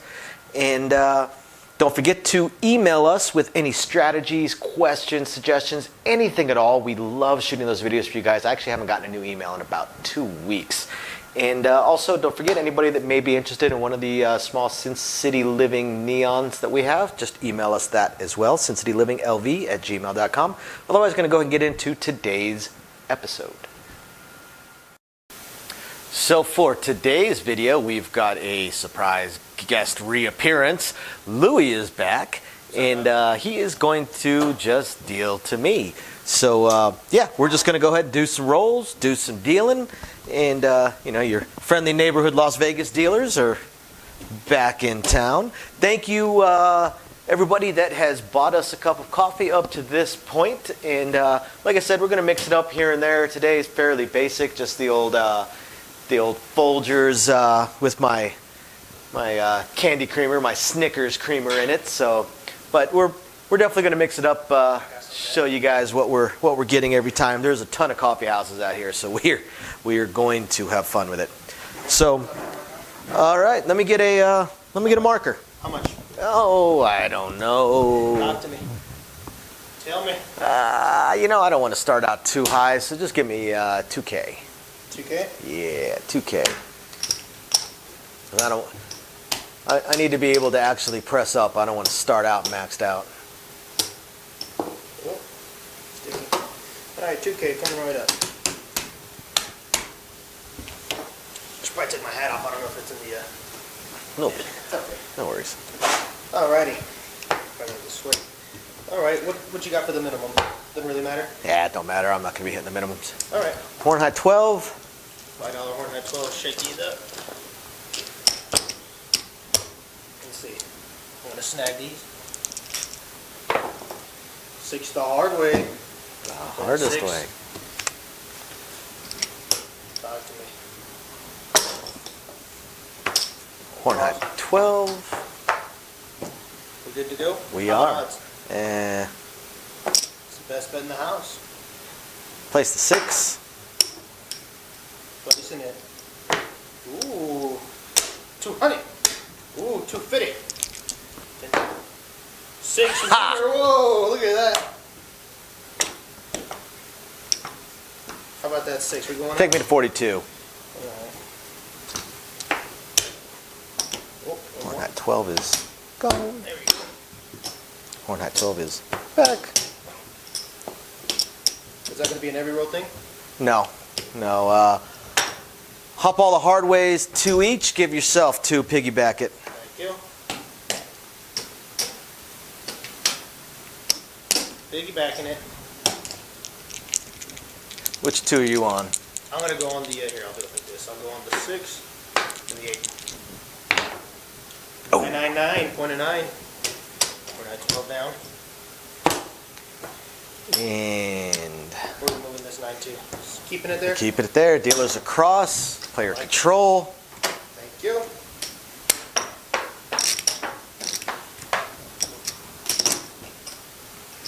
Thank you. I have the dice, don't I? You do. Here you go. 12. Oh. 8, easy. 40, Talk to me. 42. Press yourself. Oh. I ran out of singles over here. And there we go. Press your 6. Pressing it. Thank you. I'm going to put an off button on that right there. 4, easy. It's bought. 75. Press yourself. Press your 10. Pressing it. Thank you. Yo, 11-11. Whoa. Whoa, no roll. 8, easy. 60. Take yourself up 1 unit.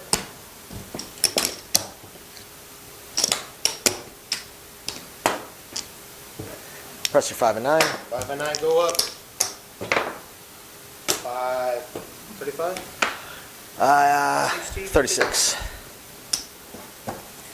Take yourself up 1 unit.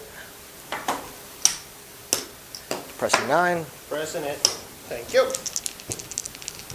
Oh, press your 6 also.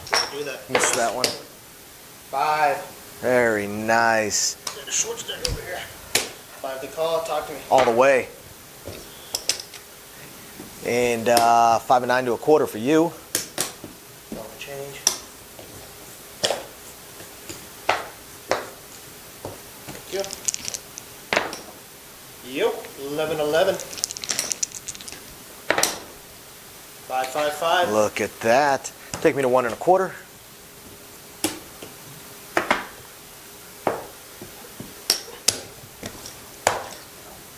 Take yourself up to 35. You make it 36. Thank you. 9 winner. Look at that. Okay.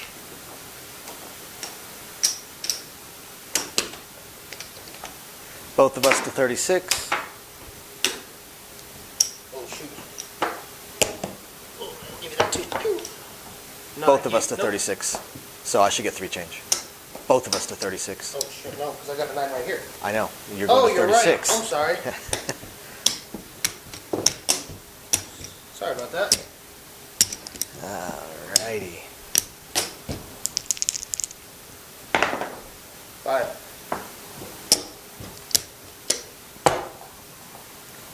All right. Got to hop the hard ways. It's all right. Didn't matter. Yep. I really should have done that all freaking day, Hornheit.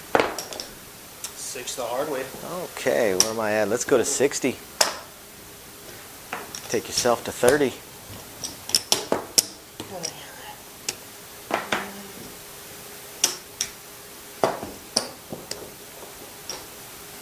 Take your 8 up.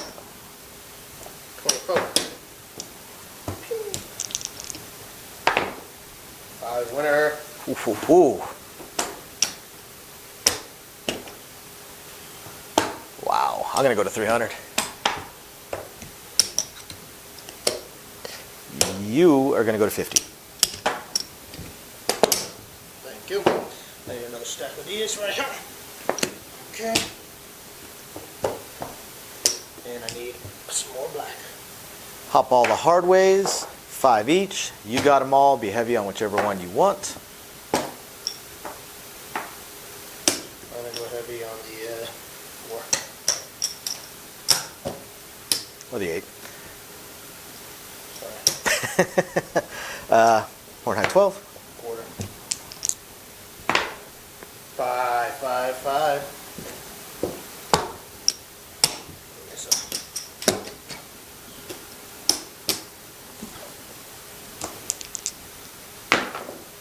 10, easy. I'm going all the way. You're going to a quarter.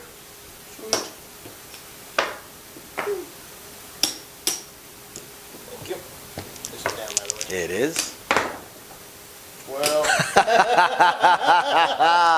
You son of a... 2 aces. Really? Gonna go ahead and parlay that. Yeah, twice. Yeah. All the way. I'm gonna give you that back. You go to Not really. 42. I'm gonna just Smash. smash. That's all me. Thank you. 7. Son of a bitch. You cheat. I know. You know the saying, you know, when it goes 8 but easy or 6 Yeah. but easy? I had this box. She had this funny one. The 7 rolled, and she goes 7 but out. I started dying. I never heard that one. 7 but out. Alrighty.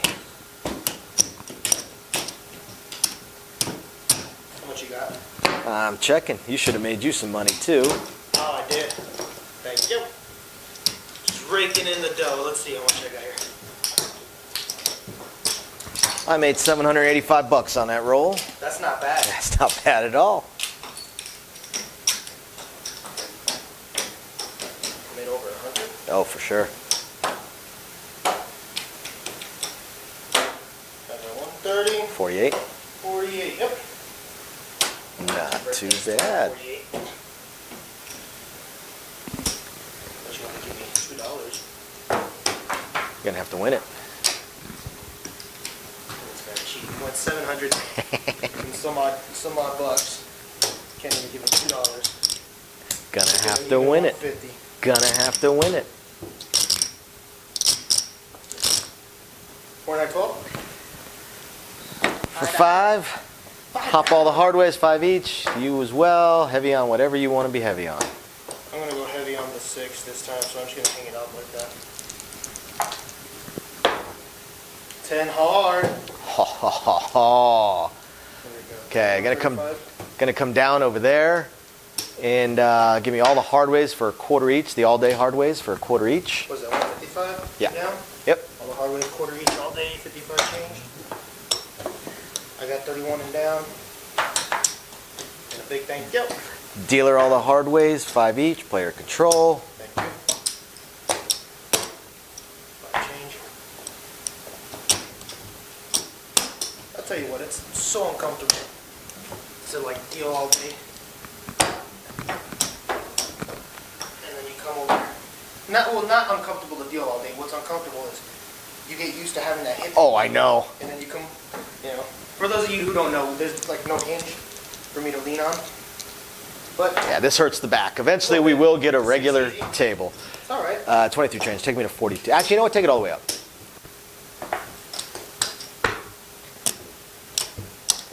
Dealers across, including. There's a cross including 3 change. Yeah, lock it up. Thank you. Go ahead. 7.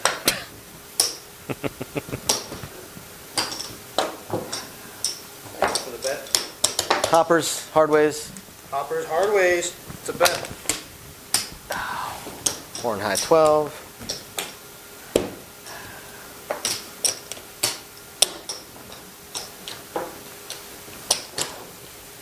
Hoppers and hard ways. I'm just gonna go straight up on the 6. I'm not gonna go heavy. All of it on the 6. Yeah. Strong.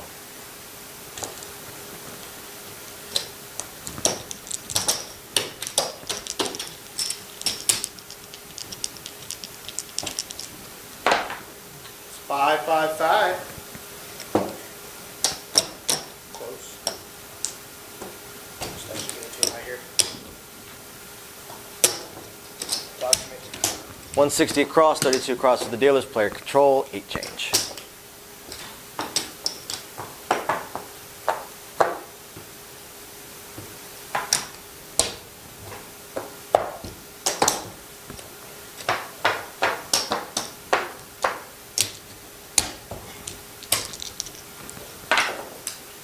Hard 8. Nice. Go to 42.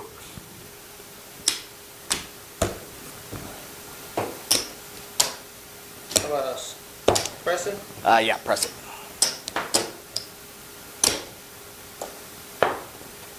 You don't need both of those, sorry. Yeah. Well, I don't really need them both for a 5. 4 easy. 4 and 10 to 50.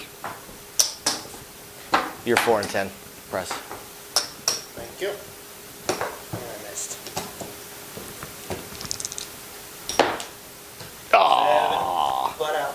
oh, still got my original bankroll. Oh, that's not bad. You're up $8 in profit. 9. 9. 9 whole dollars. It adds up. Yeah, I'm not going to spend that all in one place, I promise. Please do. Maybe you can use it to get us some more coffee. Ooh. By the way, guys, we really love coffee. Like, really. Like, I don't start my day off unless I have a double shot of espresso.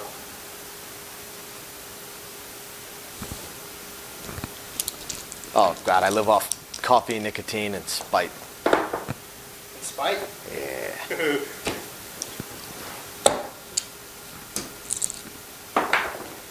8 easy. Talk to me. 640 across, including 64 across for the dealers. Player control. 640 across, including. Okay. I see.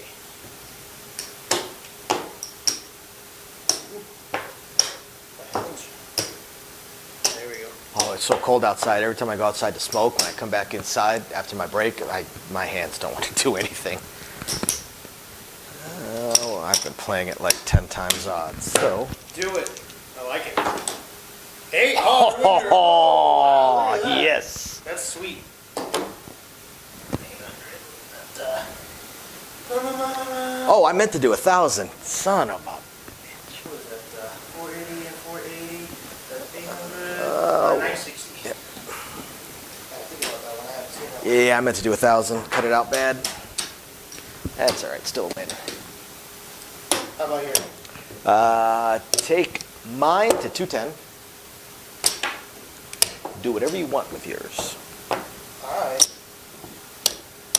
I'm going to press my 6 and 8. Just because I haven't done this over there.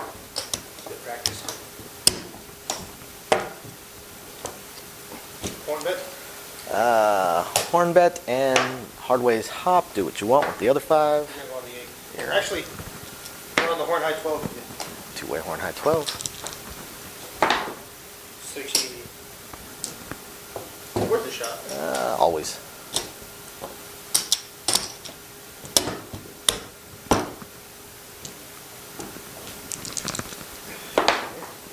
For the hard way.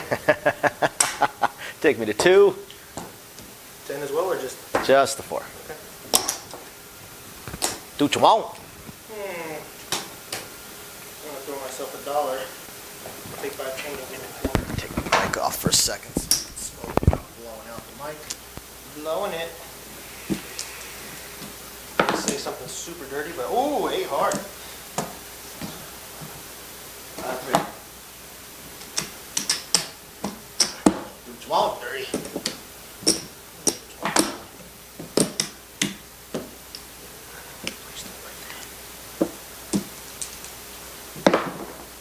Two craps aces. Ain't got a kick in the nuts. That's not how the song goes, though. 7.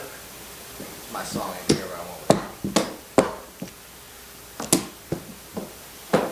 I'm down about 400. No, that's not bad considering how much you put across.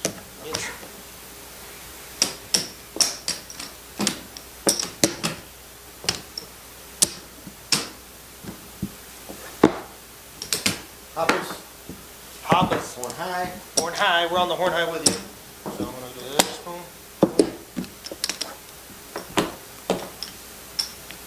Dice. Sir, you do not control the pace of this game.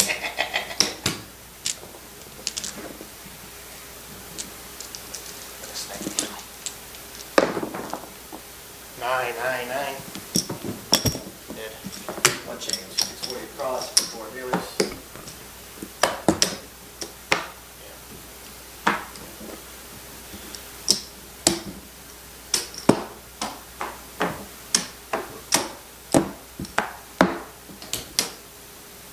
I need some rojo. Parlays 5 each. Back. Okay, you set it up. 10, but easy. 4 up. 4 deal also. Or sorry, take 10 up.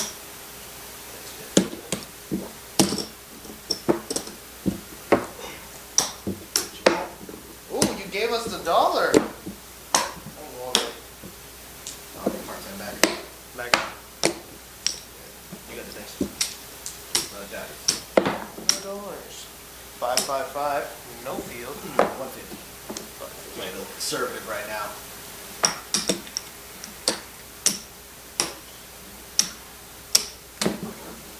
Which one?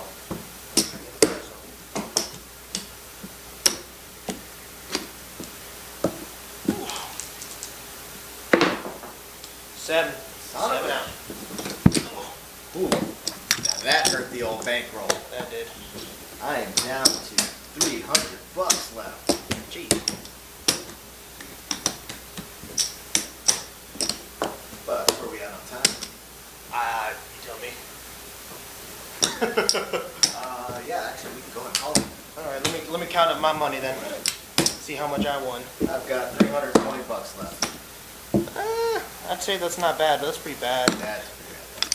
But considering, That I was up almost 800. yes, I mean, not bad at all. Let's see how much I got over here.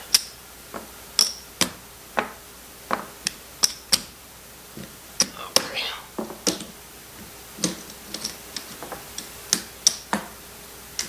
How much time we got? Yeah, we still got time.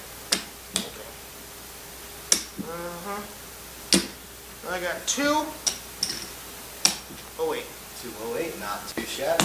All right, everybody. I hope you guys find this interesting, amusing, enlightening, or at least just plain fun. I'm Jason, I'm Louie. and we will catch you guys next time. Peace. Bye now. So, as I promised, I wanted to go over very briefly our upcoming attempts at a third test live stream. So what's happened so far? The first test live stream just flat didn't work. The problem that I had was was an equipment problem. I had an equipment problem in that the equipment that I was using to translate the camera into streamable video to the computer required a better USB port than the computer I was using at the time. So that one just flat failed because it would not translate into the computer. The computer would not pick it up, would not read it, so I wasn't able to live stream it. So then, as I was looking through, because I'm a little bit of a tech head, as I was looking through all of my other stuff, because I do have 4 laptops here and 3 computers, I did find one that actually did have the newer style USB port. Unfortunately, it was actually my oldest laptop, but I figured, what the heck, let me give it a shot. What's the worst that can happen? And this time around, when I fired everything up, the video was actually translating onto the computer, so things were looking better. But then when I attempted to live stream, the computer was not powerful enough to be able to translate it and then upload it sufficiently. So it basically just uploaded a blank screen for the live stream.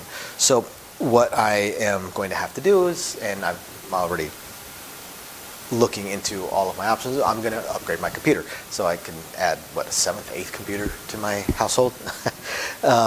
And I'm going to go much, much higher, and I'm going to get a computer that is far more than I need for this, far, far, far more powerful than I need for this. That way, any future upgrades that I may do, the computer will be able to handle it.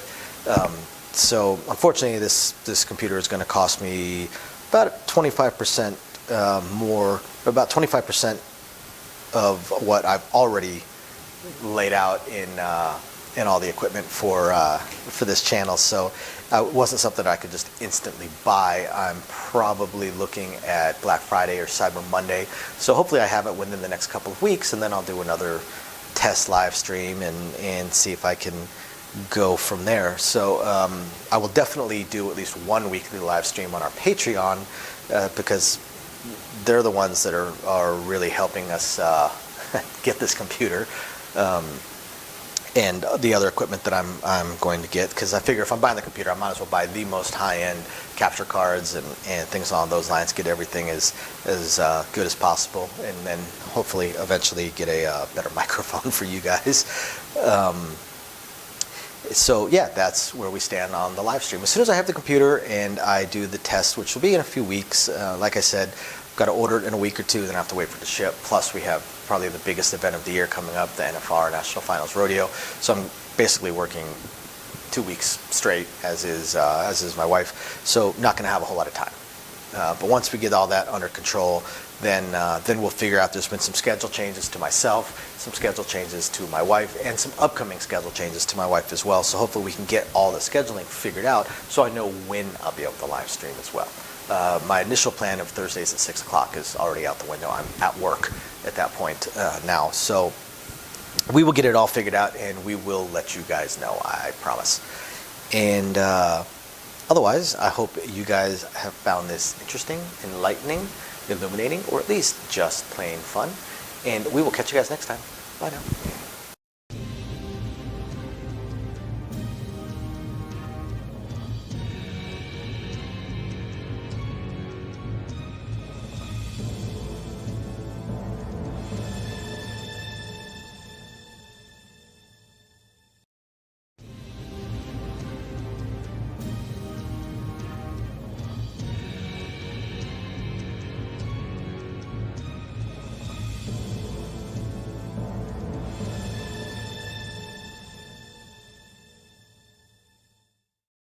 Hello everybody, and welcome to Sin City Living. My name is Jason. I'll be bringing you today's episode. As always, we want to thank all of our fans, our sponsors, our patrons. We appreciate all of your guys' support. Everyone that's bought us a cup of coffee, been greatly, greatly, greatly appreciated.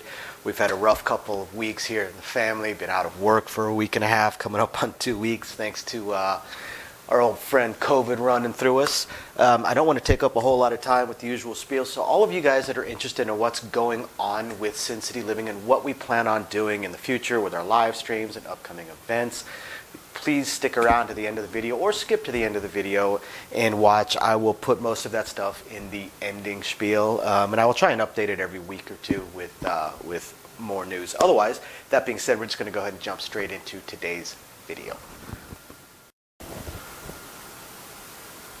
What's going on, guys? I'm Louie here from Sin City Living, and it's been a while. Conflicting schedules, things just haven't, we haven't even been able to hang out with each other like we usually do. But it's good to be back, guys. And today, I'm going to be playing with myself on camera. I bet you guys missed that, don't you? You filthy dogs, you. Yeah, so today I'm just going to be playing with myself, playing a little bit of craps. See if I can catch a nasty monster roll. I'm going to be buying in with how much do I have? $500 actually. I was going to say $600, but it's $500. Buying with $500. See if I can catch a decent roll and hopefully make some money. Now, I'm not going to be using any specific method or strategy. I'm just going to see where the game takes me. Okay? I'm going to play a pass line, obviously. Maybe I'll throw in a couple horn bets or something on the come out, or C&Es, place bets, stuff like that. Field bets, I'm not a fan of field bets, but hey, you never know, I might be in the mood for one. So, I'm going to take my money, give me my money, set it aside, and I am going to play on the pass line. I'll do a $10 game. 10 on the pass. And I'll do a Hornite 12 just because I like that. Yo, 11-11 pass line winner, yo. All right. I'm just gonna collect that. I'm gonna collect that too, because why not? 3 craps, ace deuce. I knew I should have pressed it, but I get $11. So I'm back on the pass. 10 hard, mark it up, point at 10. Let's see. I'm in the mood for some hard ways too. So I will go. First off, let me give myself some odds. I'll do 3, 4, 5. So just so, I don't know if it's in camera view, but I've got $30 odds. Okay. I'm gonna put it right behind the bet. Just, you guys probably can't see it, but it's there. It's $30. I'm gonna set myself up with 54 across, dollar change, and let's see, what else do I want to bet? I said hard ways. That's down. Let's do hard ways heavy on the 10.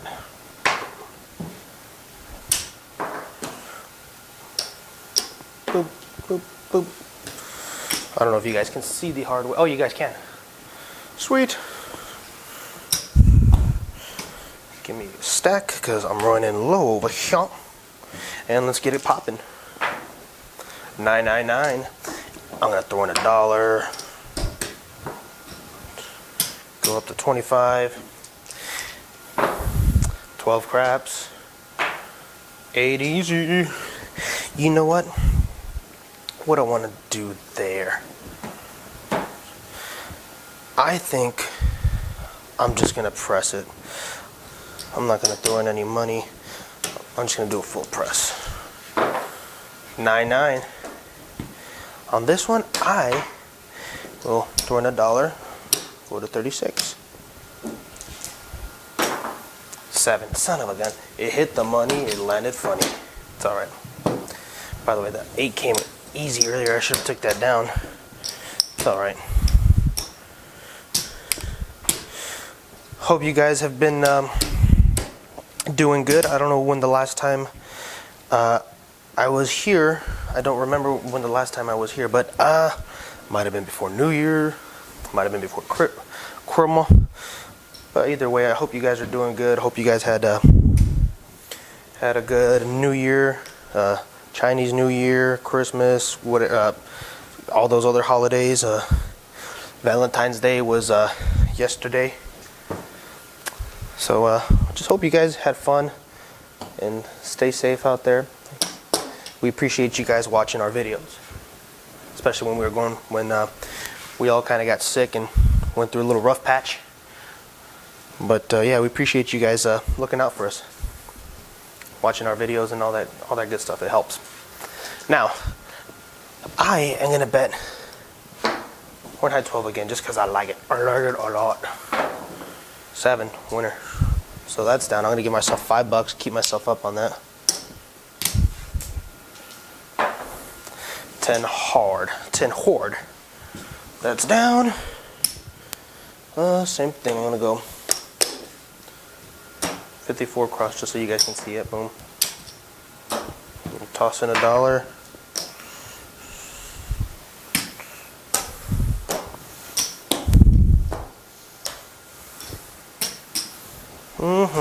Give me my $30 odds. Hard ways, heavy on the 10. Again. And let's get it cracking. Ooh, 7 out. That was brutal.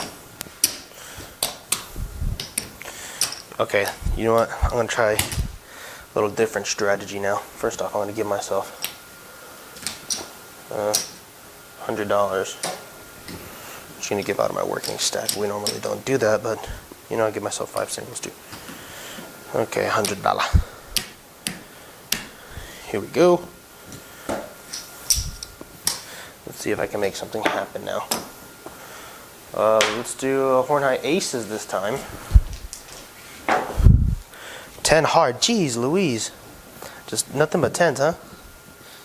This is brutal. Okay, $30 odds.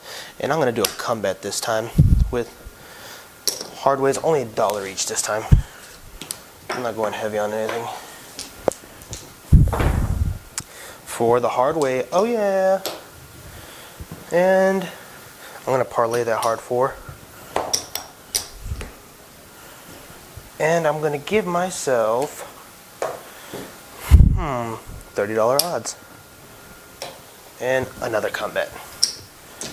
Come on, baby. Give me something good now. 6 easy. Easy way. Well, 5 times. Because why not? And the hard 6 is down, actually. 9. And I forgot a come bet. Don't worry about it. I'll do one more come bet. 10 winner. Winner 10 came easy. Oh yeah. Okay. 60 and 10. Travels. Hard 10 down. I'm gonna work my hard ways. And I'm only gonna do a C&E this time. Because why not? Ooh. Give myself 30 odds. There we go. 7. Pass line winner. Okay. Let me take the losers down. Return these odds. And these are down. Down. Okay. I am down. Don't know how much, but I know I'm down. Let's do a world bet. 5 on the world. Yo, 11-11, buzz line winner. Yo. I'm gonna press my world up to $10. Make me holla. 7 wiener. 7. I'm a wiener. Oh. And I'm gonna push on that world, baby. Oh yeah, baby. 5. Let's do 40 odds. And I'll do another come bet. I didn't get anything returned on that come bet action besides my odds. I didn't get, but no return on investment. Boop. 8 easy. 50. No hard ways. 8 easy. Oh yeah. A little off for something, but not on for anything. I'm gonna leave another come bet out there just because 3 craps and it's gone. 8 easy. Before I forget, come bet and 50 odds. Yo, 11-11. Give me my shmoney. Thank you. 9-9. Boop. 40. And another come bet. Give it to me, baby. 6 the hard way. 50. Live by the combat, die by the combat. Just let me hit some numbers, please. 8 easy. Oh yeah. Boop. Boop, boop. There we go. Let's see if I can hit these numbers. 7 out. Son of a biscuit. Lost quite a bit on that one. Let's see. $160. Where am I sitting at now? I know I'm not doing well. Can't catch a decent roll.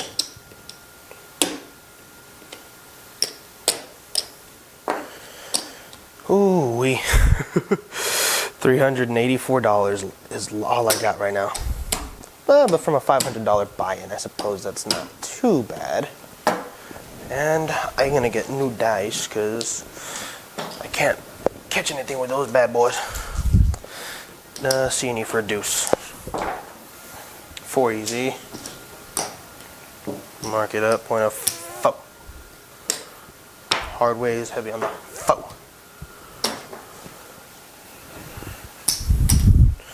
Alrighty. You know what? I'm just gonna do the outside.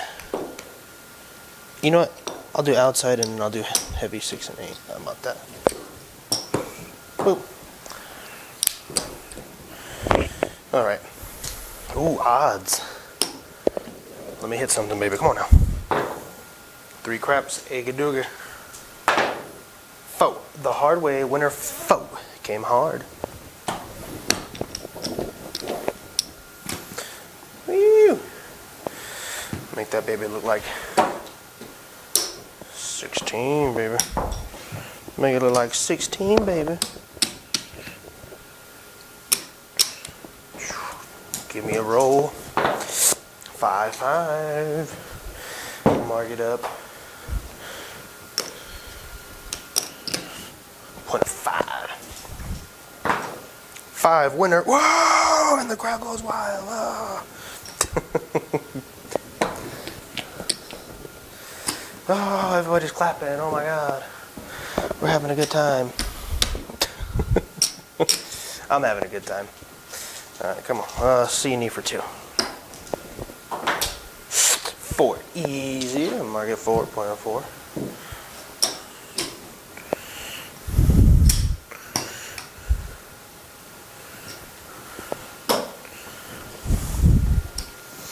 $30 odds.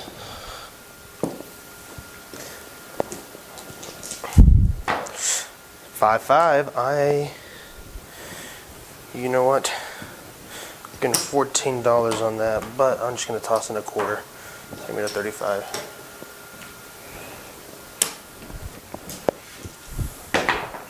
Five again. 5 again. 5 again.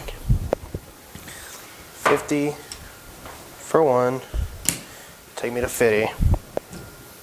You know, actually, take me to 75. 6 the horde way. Runaway. Call that a traveler's check. Take me to 42.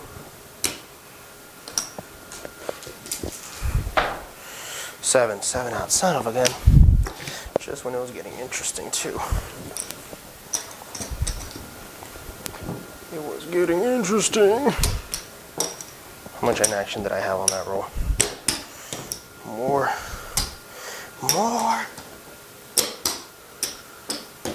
150. Ooh, 210 in action. That hurts my soul.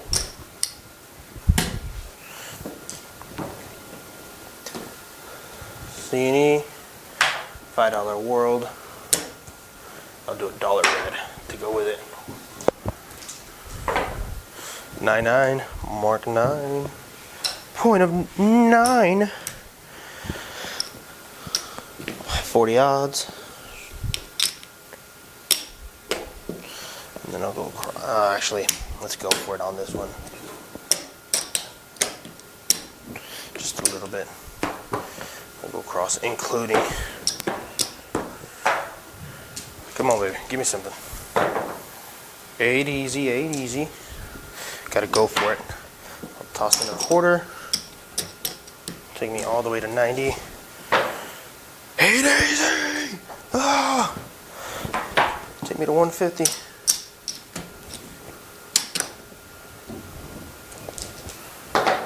$7 out. No, that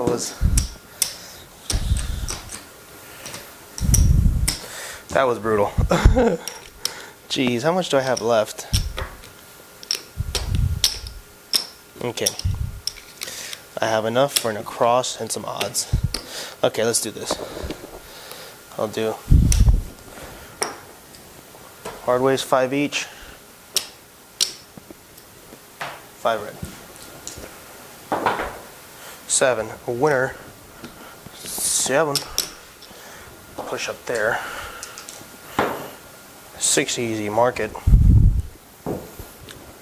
$50. I got max odds. Hard sixes down. And I'm gonna go across. And I'll go back on the hard six. Come on, baby. Make it happen. 9-9. Going all the way. 5-5. I'm gonna go all the way. 7. Son of a gun.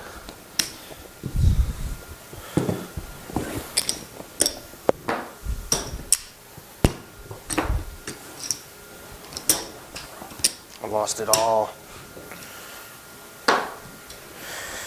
175, 200,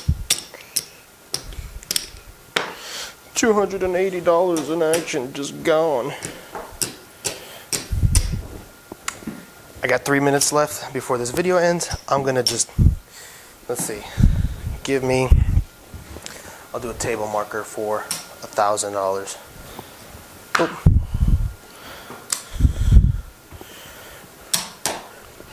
See if I can get something going.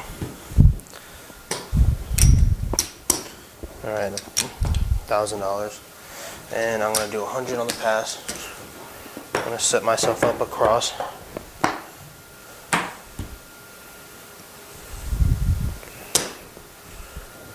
That's gonna be my odds. 8 easy. Let's mark it. Okay. I'm going to split that up, use that as odds. 3 craps, ace deuce, come on. 9-9, I'm just going to go all the way up to 3. 7 out. Well, that was probably one of the most realistic rolls I've had on this channel for, yeah. That was brutal. That was brutal. 1,500 gone. That desperation roll, just the desperation chasing roll got me. Ugh, that was horrible. Got my butt kicked, but I had a good time. I hope you guys had a good time watching. Hopefully you guys had fun. I know it's going to drive some of you crazy. He didn't have a strategy. He didn't stick to anything. Yeah, I didn't. But I had fun. Alrighty, guys. Don't forget to leave a like, comment, hit that subscribe button. I'm Louie here from Sin City Living. You guys have a good one. Bye-bye. Okay, everybody, and as promised, all the usual blah blah that I try and do at the beginning of the video, we're going to go ahead and put near the end of the video.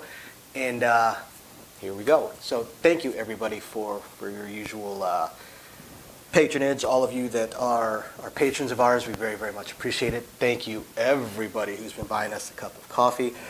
Love to say it's going to coffee right now, but this month with the entire family out for COVID, it's honestly going to Bill's and probably the kid's birthday in a week.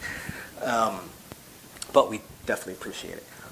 We're going to continue working on these live streams. I know you guys have seen some of them popping up. Just got to figure out the look of it, and some of the audio is still giving me issues. But hopefully we'll be getting those live streams and the craps tournaments going as soon as possible.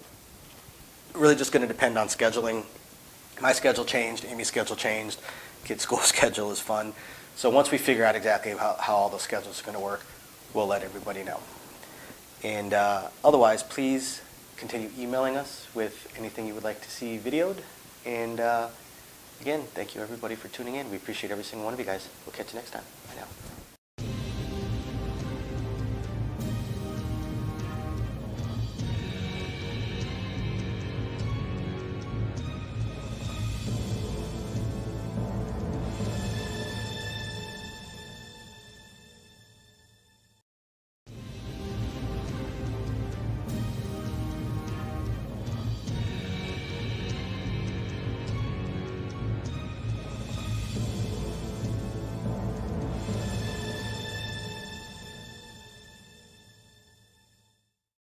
Hello everybody and welcome to Sin City Living. My name is Jason. I'll be bringing you today's episode. As always, we want to thank all of our fans, our sponsors, our patrons. We appreciate all of your guys' support. Everyone that's bought us a cup of coffee, been greatly, greatly, greatly appreciated. We've had a rough couple of weeks here in the family, been out of work for a week and a half, coming up on 2 weeks, thanks to our old friend COVID running through us. I don't want to take up a whole lot of time with the usual spiel, so all of you guys that are interested in what's going on with Sin City Living and what we plan on doing in the future with our live streams and upcoming events, please stick around to the end of the video or skip to the end of the video and watch. I will put most of that stuff in the ending spiel, and I will try and update it every week or two with more news. Otherwise, that being said, we're just going to go ahead and jump straight into today's video. So for today's strategy, or for today's video, we're going to talk about a strategy that was emailed to us by one of our fans. Thank you, by the way, everybody, for the coffees. Very, very, very appreciated. All that support is huge for us. Typically, we buy coffees and we show you what coffees that we've purchased. We try and mix it up a little bit. Unfortunately, this month, with the illness hitting my whole family and then a second illness hitting me, we ended up having to use it towards Bill's and my son's birthday, but he got a really cool Baby Yoda birthday cake. So thank you again, everybody. And moving forward, we're definitely going to be picking up coffees again and featuring those on the channel. So let's take a look at this strategy. Now, like a lot of strategies, it deals with place bets. Place bets and only place bets.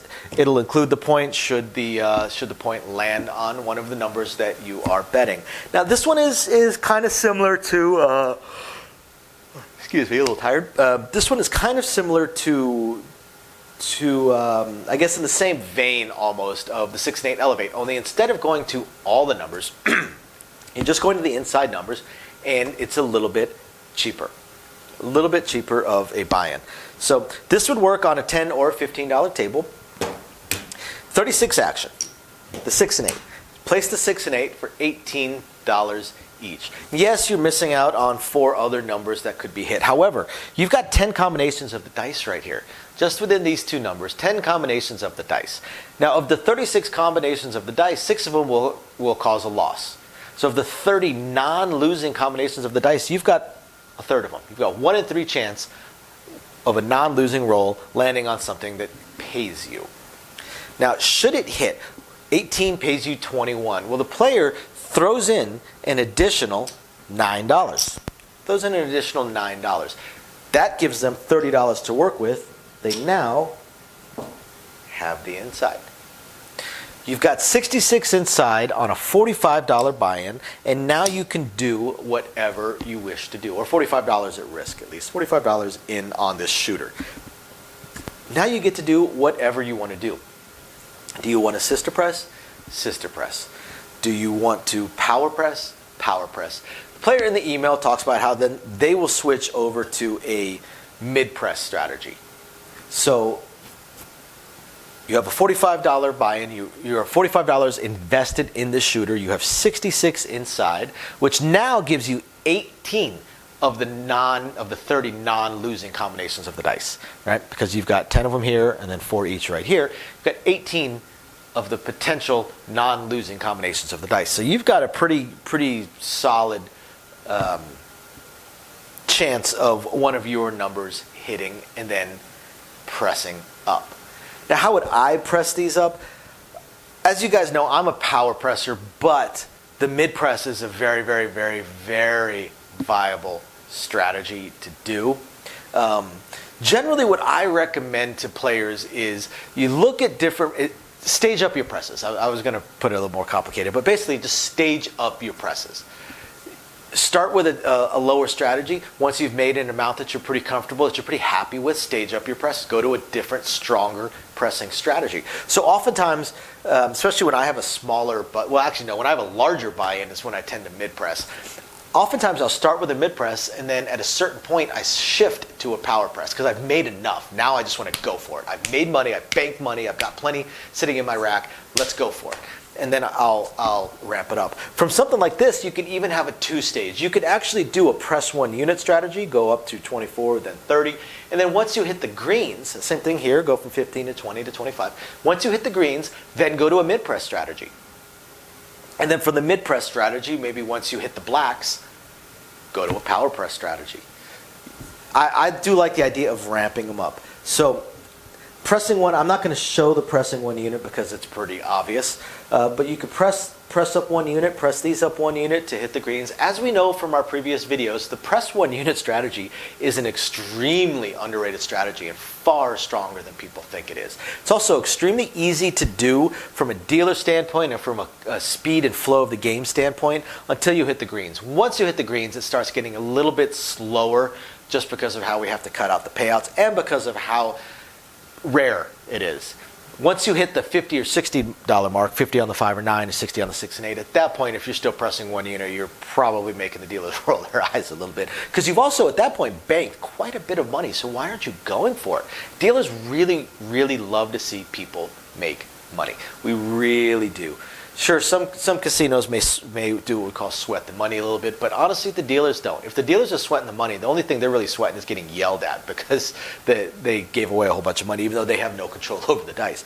But for the most part, the dealers absolutely love to see players win money. We want to see somebody, we love it when somebody buys in for $500 and colors up 10,000. Or 5,000, or even 4,000, 3,000. We love to see that. The only way we see that is players that actually go for it. It really hurts us inside to see someone buying for $200, catch a 40-minute roll, and then color up 350. That's painful to us. So again, I would look at starting out with a mid press. So for these, initially, I would almost instantly go to greens with these. You're still going to bank a little bit. So 6 or 8, doesn't matter which one hits. You're going to collect $13. Collect $13. You're collecting a little bit. You had an $18 bet on there, so it's not terrible. Not terrible because the next time it hits, you're going to throw in $2 to go to 42, and you collect the other 23. Right? At this point, you've actually collected the 36. You now have $36 in your bankroll. You've collected the 36 that was your initial buy-in here. Still have that extra $9 you threw in to expand out to the 5 and 9. But the next time that 6 hits, go to 60. You now have $67 sitting in your rack. You were $45 invested into this player. Now, from the $60 mark, when you're in a mid-press situation, you have a couple different ways you can take it. Let me bring the 8 up to that point just to show you guys the different ways that you could do it.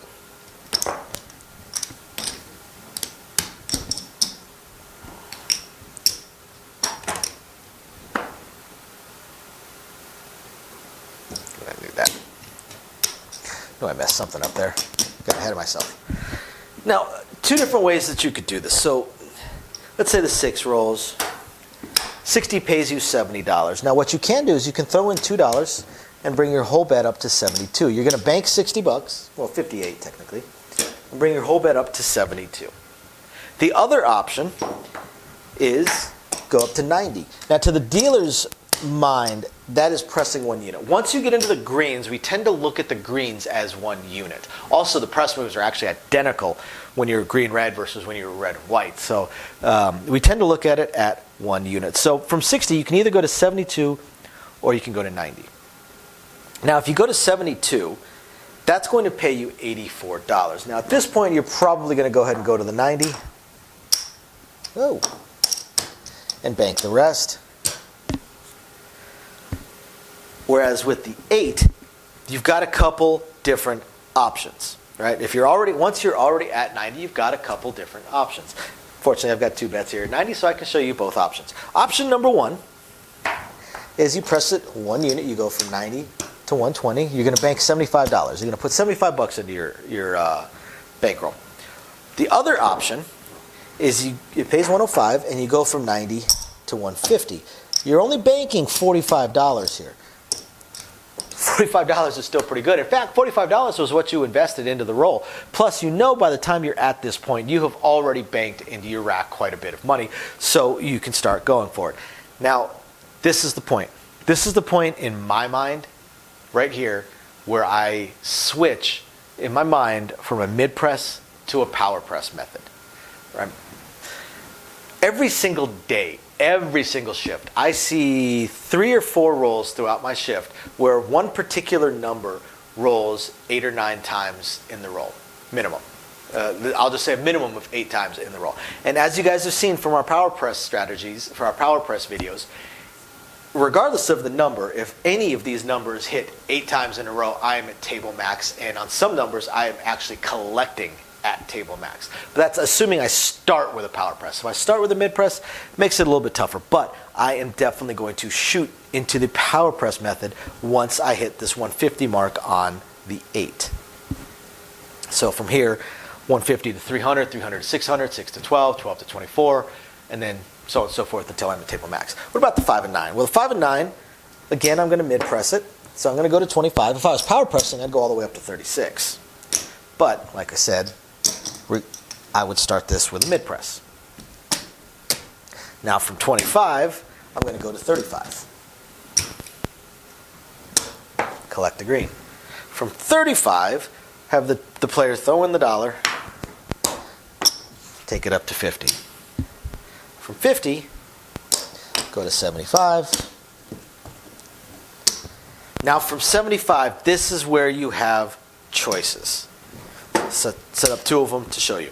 75 pays 105. It's just like a $90 6 or 8. So some players will go to 100.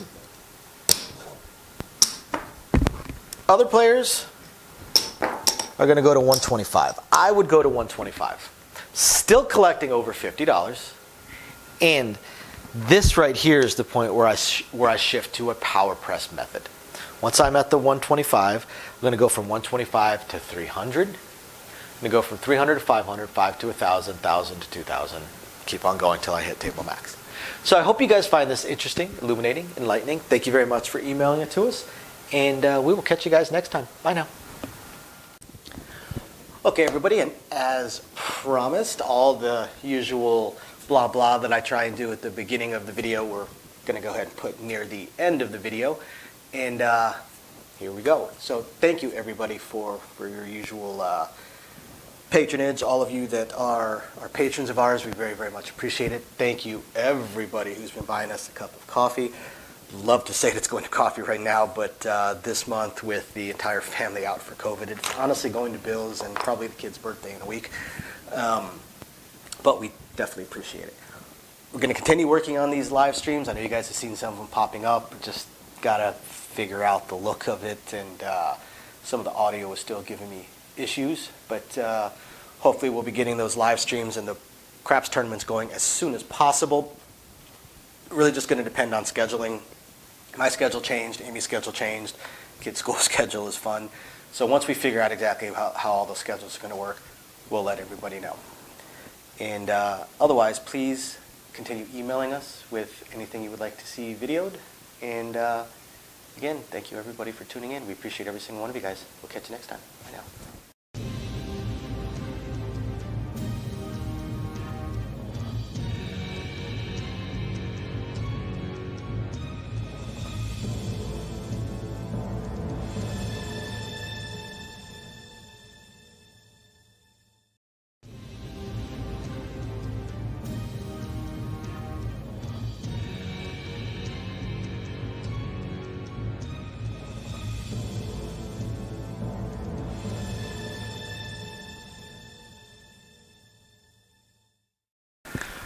Welcome everybody to Sin City Living. My name is Jason and I'll be bringing you today's episode.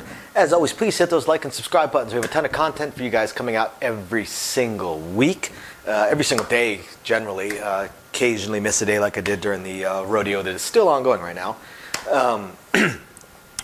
And I hope all of our patrons out there are appreciating the patron-only exclusive videos we're putting out with the dice class, putting one out every couple of weeks.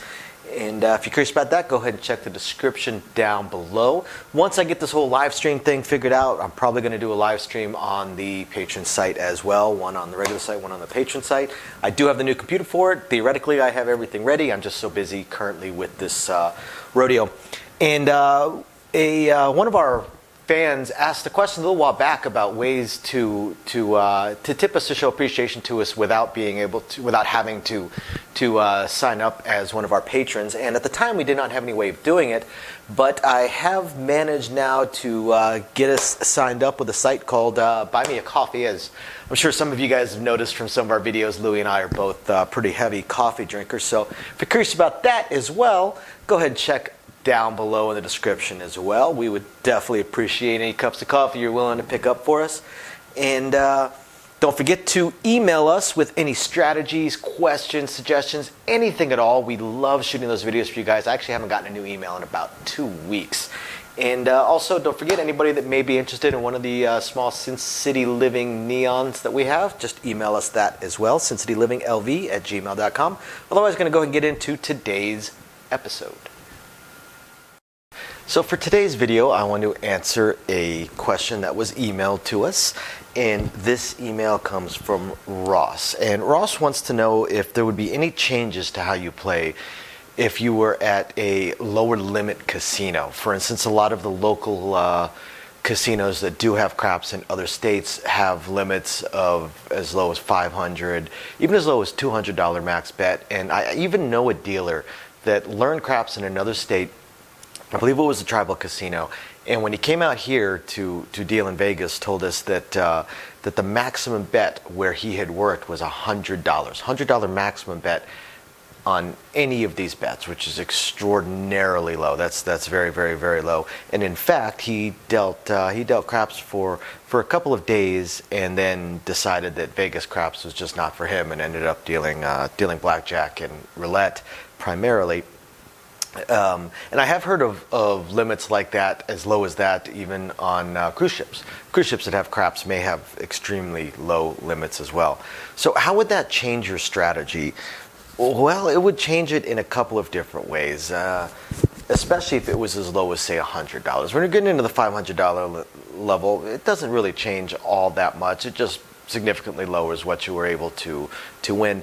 And you also need to find out a little bit more about the rules of the table if you catch a hot roll. And what I mean by that is, let's say you're on a $500 maximum bet table, and you're in the middle of a fantastic roll, and you started with even something as low as $26 across, because on a very low limit table, chances are $5 minimum bet is in play. It's tough to have a $10 or $25 minimum bet and then only allow a maximum bet of, say, $200. So even if you started with something as low as 26 across, it is most definitely possible to very quickly find yourself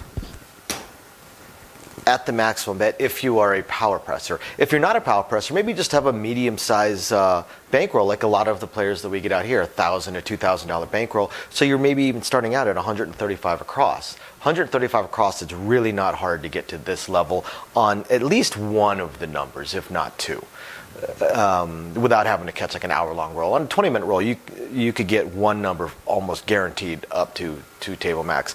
So then it's important to find out what are the rules of the casino. For instance, for me, when I hit table max, once I hit table max on my bets, I'm likely to let it progress for a little while, so I collect. I'll probably go 3, 4 same bet collections, and that means that I'm all the way across on table max. If I only hit one number on table max and the rest are still building themselves up there, I'm actually going to stand pat, and I'm going to use that table max bet to get my other numbers up to table max. So if I was at, say, 600 on the 5, but I was still only at $100 on the 9, as soon as 600 on the 6, as soon as a 6 hit, I would say, give me a $500 9. I'm still collecting $300 because I take the 100 off of here. I would take the extra 200 from the 6. I would drop 500 there. I'd still collect $300. And then the next time something rolled, I would go then to a table max 5 maybe. But once I'm completely at table max, I'm going to collect a couple of times, maybe not on something like this, but when I'm at table max of 2,000 or 5,000 or something, I'm collecting. I'm collecting a few times. And then I'm going to explore what the table will allow me to do. If I'm not allowed to do anything else, then I just sit there, stand fast, and collect. Just collect, collect, collect, collect, collect until the roll ends. But some casinos will have their table max per bet not towards a number. What I mean by that is towards a number means that your maximum, you can only have a certain amount, a maximum amount of money bet on a particular number. It doesn't matter how you come at it. For instance, if I had a $600 three-way six, I wouldn't be able to hop the sixes, for instance. Because I'm already at the table max as far as going towards the six. But other casinos, the table max, the maximum bet is based on the individual bets. And if that were the case, if the table max bet is $500, then what I would do one of two things. I would either do, the next time I got paid, instead of collecting it all, I would put 500 of it into the cum. Then, wherever it goes, I would tell them to keep me up. If it went to the 9, I would tell them to keep me up. 500 pays 700. Well, 500 is the maximum bet, right? So I'm going to do 500 in odds and collect my $200. So now I'm what we call double parked. That means I have both a place bet and a cum bet. Now I'm going to get paid twice. Should this hit, I'm going to get paid $750 for my odds, plus another $500 for the flat bet. So I'm going to get paid $1,250. Then I'm going to get paid $700 for my place bets. And I know some of you guys may be thinking, why not do put bets? I certainly could. I could say, you know what, I've collected enough times, I'm going to go ahead and put every number for $500 with 500 in odds.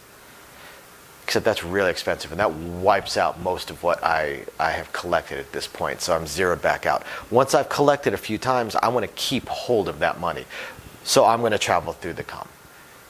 Not the ideal method, but I'm trying to travel through the cum, and I'm trying to use my further payouts to do my odds and so on, so that I still keep what I've managed to put into the rail at this point.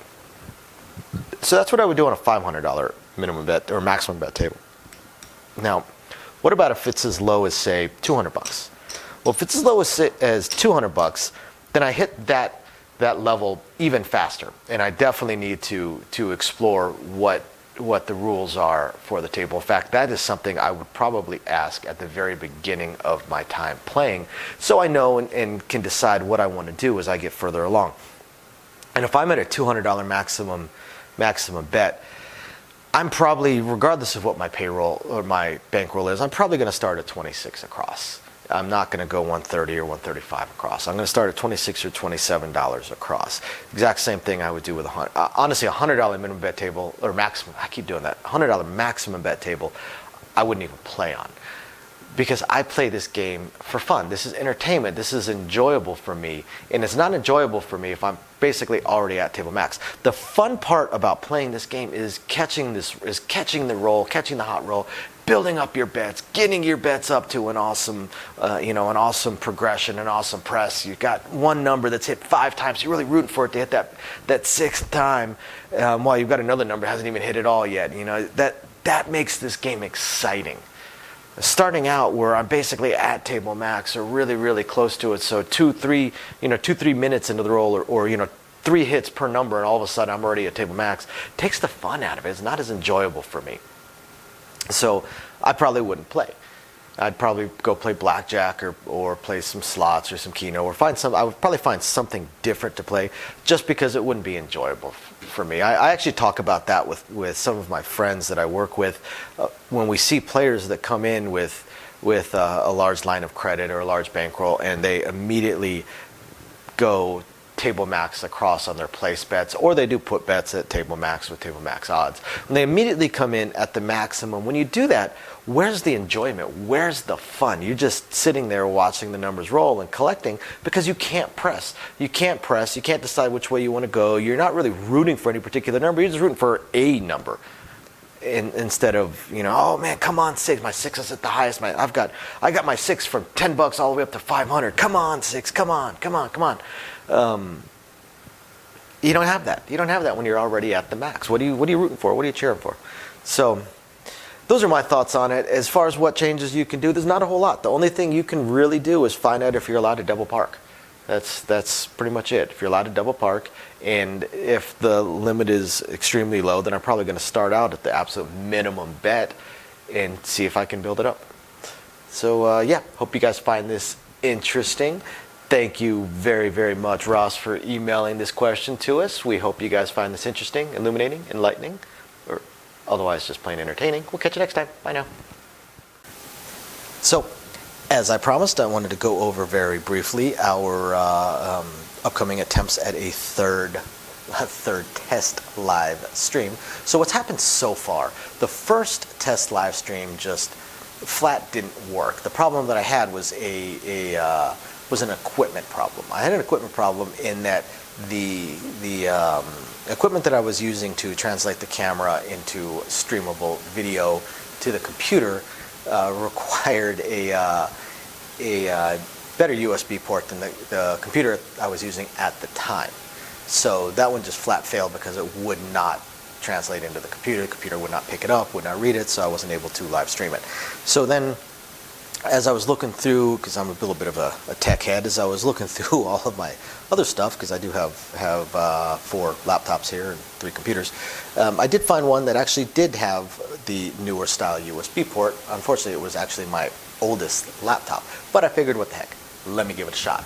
What's the worst that can happen? And this time around, when I fired everything up, the video was actually translating onto the computer, so things were looking better. But then when I attempted to live stream, the computer was not powerful enough to be able to translate it and then upload it sufficiently. So it basically just uploaded a blank screen for the live stream. So what I am going to have to do is, and I'm already looking into all of my options, I'm going to upgrade my computer so I can add, a 7th, 8th computer to my household. And I'm going to go much, much higher, and I'm going to get a computer that is far more than I need for this, far, far, far more powerful than I need for this. That way, any future upgrades that I may do, the computer will be able to handle it. So unfortunately, this computer is going to cost me about 25% more, about 25% of what I've already laid out in all the equipment for this channel. So it wasn't something I could just instantly buy. I'm probably looking at Black Friday or Cyber Monday. So hopefully I have it within the next couple of weeks, and then I'll do another test live stream and see if I can go from there. So I will definitely do at least one weekly live stream on our Patreon because they're the ones that are really helping us get this computer. And the other equipment that I'm going to get, because I figure if I'm buying the computer, I might as well buy the most high-end capture cards and things along those lines, get everything as good as possible, and then hopefully eventually get a better microphone for you guys. So yeah, that's where we stand on the live stream. As soon as I have the computer and I do the test, which will be in a few weeks, like I said, I've got to order it in a week or two, then I have to wait for it to ship. Plus we have probably the biggest event of the year coming up, the NFR, National Finals Rodeo. So I'm basically working 2 weeks straight, as is my wife. So not going to have a whole lot of time. But once we get all that under control, then we'll figure out. There's been some schedule changes to myself, some schedule changes to my wife, and some upcoming schedule changes to my wife as well. So hopefully we can get all the scheduling figured out so I know when I'll be able to live stream as well. My initial plan of Thursdays at 6 o'clock is already out the window. I'm at work at that point now. So we will get it all figured out, and we will let you guys know, I promise. And otherwise, I hope you guys have found this interesting, enlightening, illuminating, or at least just plain fun. And we will catch you guys next time. Bye now.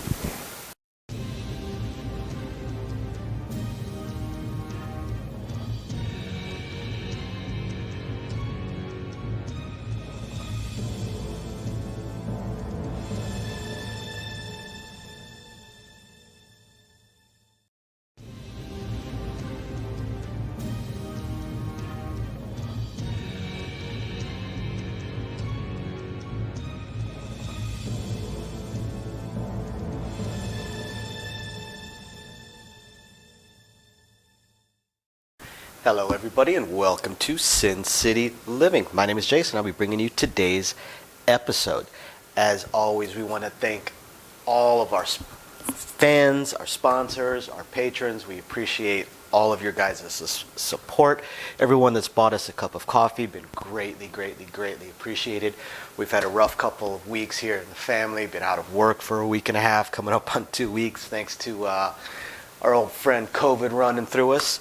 I don't want to take up a whole lot of time with the usual spiel, so all of you guys that are interested in what's going on with Sin City Living and what we plan on doing in the future with our live streams and upcoming events, please stick around to the end of the video or skip to the end of the video and watch. I will put most of that stuff in the ending spiel, and I will try and update it every week or two with more news. Otherwise, that being said, we're just going to go ahead and jump straight into today's video. So for today's video, we're going to talk a little bit about the dark side.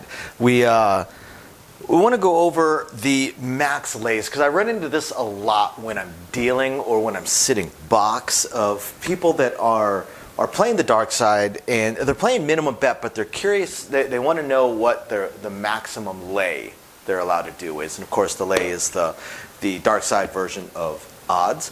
Thank you, everybody, by the way, for the coffees. It was a huge help through January as we went down over and over again with various illnesses, and it helped out my son for his birthday. Got him an awesome Baby Yoda birthday cake. So thank you again, everybody, for those tips of appreciation. I can't describe how much we appreciate it, how much it helped us.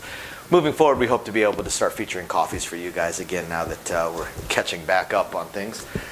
So, as I was saying, the lays. Now, the thing with the dark side and with the lays is, and of course it also applies for any bets behind, and I'll use the behind for examples shortly. The thing with the lays is figuring out what your max lay is going to be, your max allowable lay, is going to depend upon where you were at and what their odds are, what the max odds are, because that affects the lay. Now, it's really easy if you're down center strip and you're somewhere with 3, 4, 5 odds. If there are 3, 4, 5 odds, then the maximum lay is always 6 times your flat bet. 6 times your flat bet, okay? So, I'm going to make this, I'm going to use a $15 flat bet to, that way I can show you guys a little bit trickier of the math than a $10 flat bet. Now, 3, 4, 5 odds means you can do a 6 times your flat bet lay. Now, why is that? Because the thing with a lay is your maximum lay, you're allowed to win at most the amount that you would be able to take as maximum odds on that same flat bet. So what that means is if the point were a 4 or a 10, and you have a $15 flat bet, if you had it on the pass line, what would be your maximum odds? Well, on 3, 4, 5, you could do triple on the 10, which means you would be able to do $45. You could do $45 of a maximum lay, or maximum odds, right? 3 times your flat bet. So on the lay, you can do 6 times your flat bet. Because what is 6 times 15?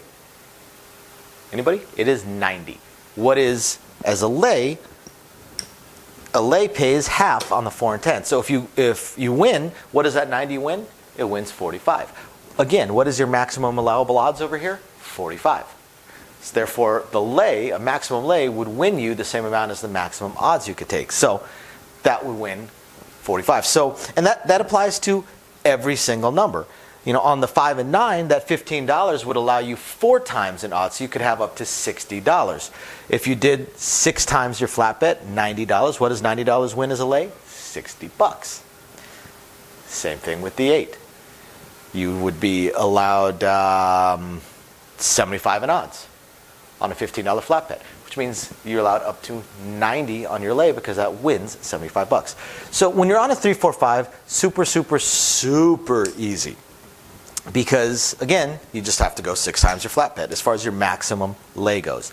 Now, it gets trickier when you're places with 10 times odds, 20 times odds, or old school double odds. There's still 1 or 2 places here in Vegas that have old school double odds. That's where it gets tricky. Now, the first thing I will say is do not be afraid to ask. There's nothing wrong with asking. We know these are a little bit tricky, especially when you're at an oddball amount. If you're on the strip with 3, 4, 5 odds and you keep asking over and over and over again, the dealers are probably going to get a little bit frustrated because they'll tell you multiple times, 6 times your flat bet, 6 times your flat bet. But when you're at the trickier ones, then we understand it. We understand it. We get it. And we're more than willing to help. Now, people that play the lays over and over again, they play it for like 4 hours. We kind of expect, if you never change your flat bet, that you can figure out what your maximum lay is going to be if you keep doing table max. So let's go with a quarter. Let's go with a quarter flat bet. And let's start with 20 times odds, okay? If you're in a 20 times odds house, if you were on the 10, you would be allowed to take $500 in odds, right? If you had a pass line bet or a come bet, right? You would be able to take 500 in odds 20 times your flat bet. That means that you're allowed to win 20 times your odds. You're allowed to win $500, which means your maximum lay here would be $1,000. It's not bad on a $25 flat bet.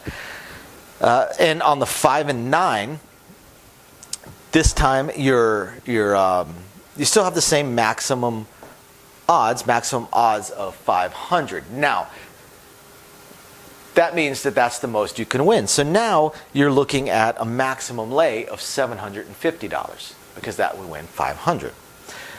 On the 6 and 8, max odds 500, max lay 600 because 600 would win you 500. What about on 10 times? 10 times gets even easier. $250 max odds, $500 max lay. Pretty simple. $250 max odds, $375 maximum lay. $250 max odds, $300 max lay. Very, very simple. Now, when you get into old school double odds, those 1, 2, or 3 places here in Vegas, I'm not exactly sure how many, that still have that, it gets really, really tricky. Because when you get to some of these oddballs, because old school double odds does not mean that the odds can be double on every single bet. What it actually means for most places is that you can do 2, 2.5, and 3 times on your flat bet. But when you get to these oddball bets, that 2.5 gets a little crazy because the 2 and the 3 is pretty easy. You could do $50 in max odds, which means you could do $100 max lay. You could do $75 in max odds, means you could do $90 as a maximum lay. But what about here? 2.5 times. Well, what is 2.5 times of this? $62.50? That's kind of oddball. So you're going to have to ask at that point to find out. Some places will allow you a maximum odds of $60. Some may allow you a maximum odds of 64. I mean, it really depends. So you have to find out what it is and then find out what your maximum lay will be.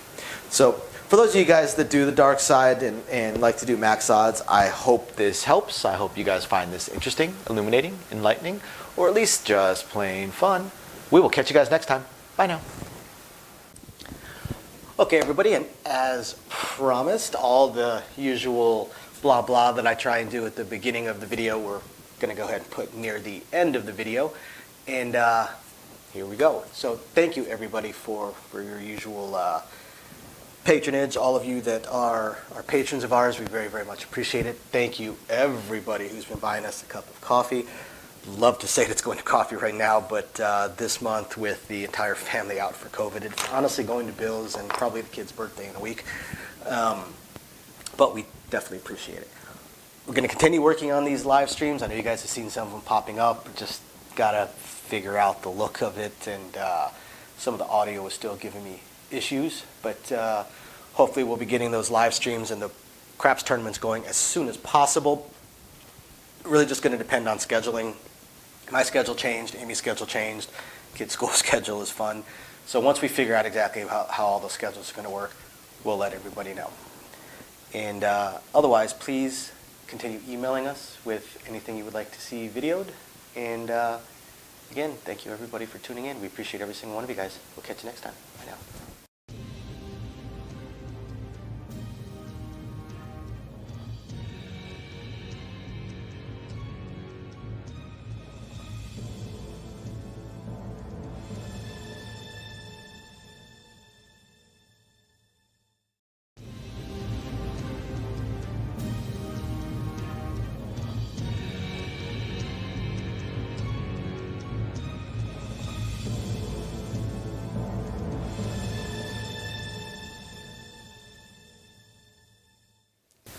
Hello, everybody, and welcome to Sin City Living.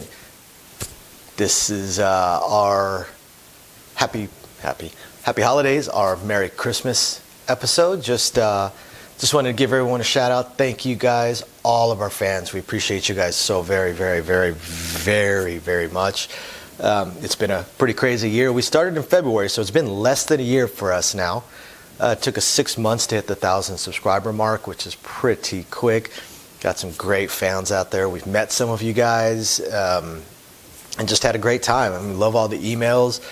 Love the interactions we're doing with you guys. Thank everybody for the coffees. It is keeping me going every single day. So we appreciate you guys and those coffees. Apologize for not having the live streaming going yet.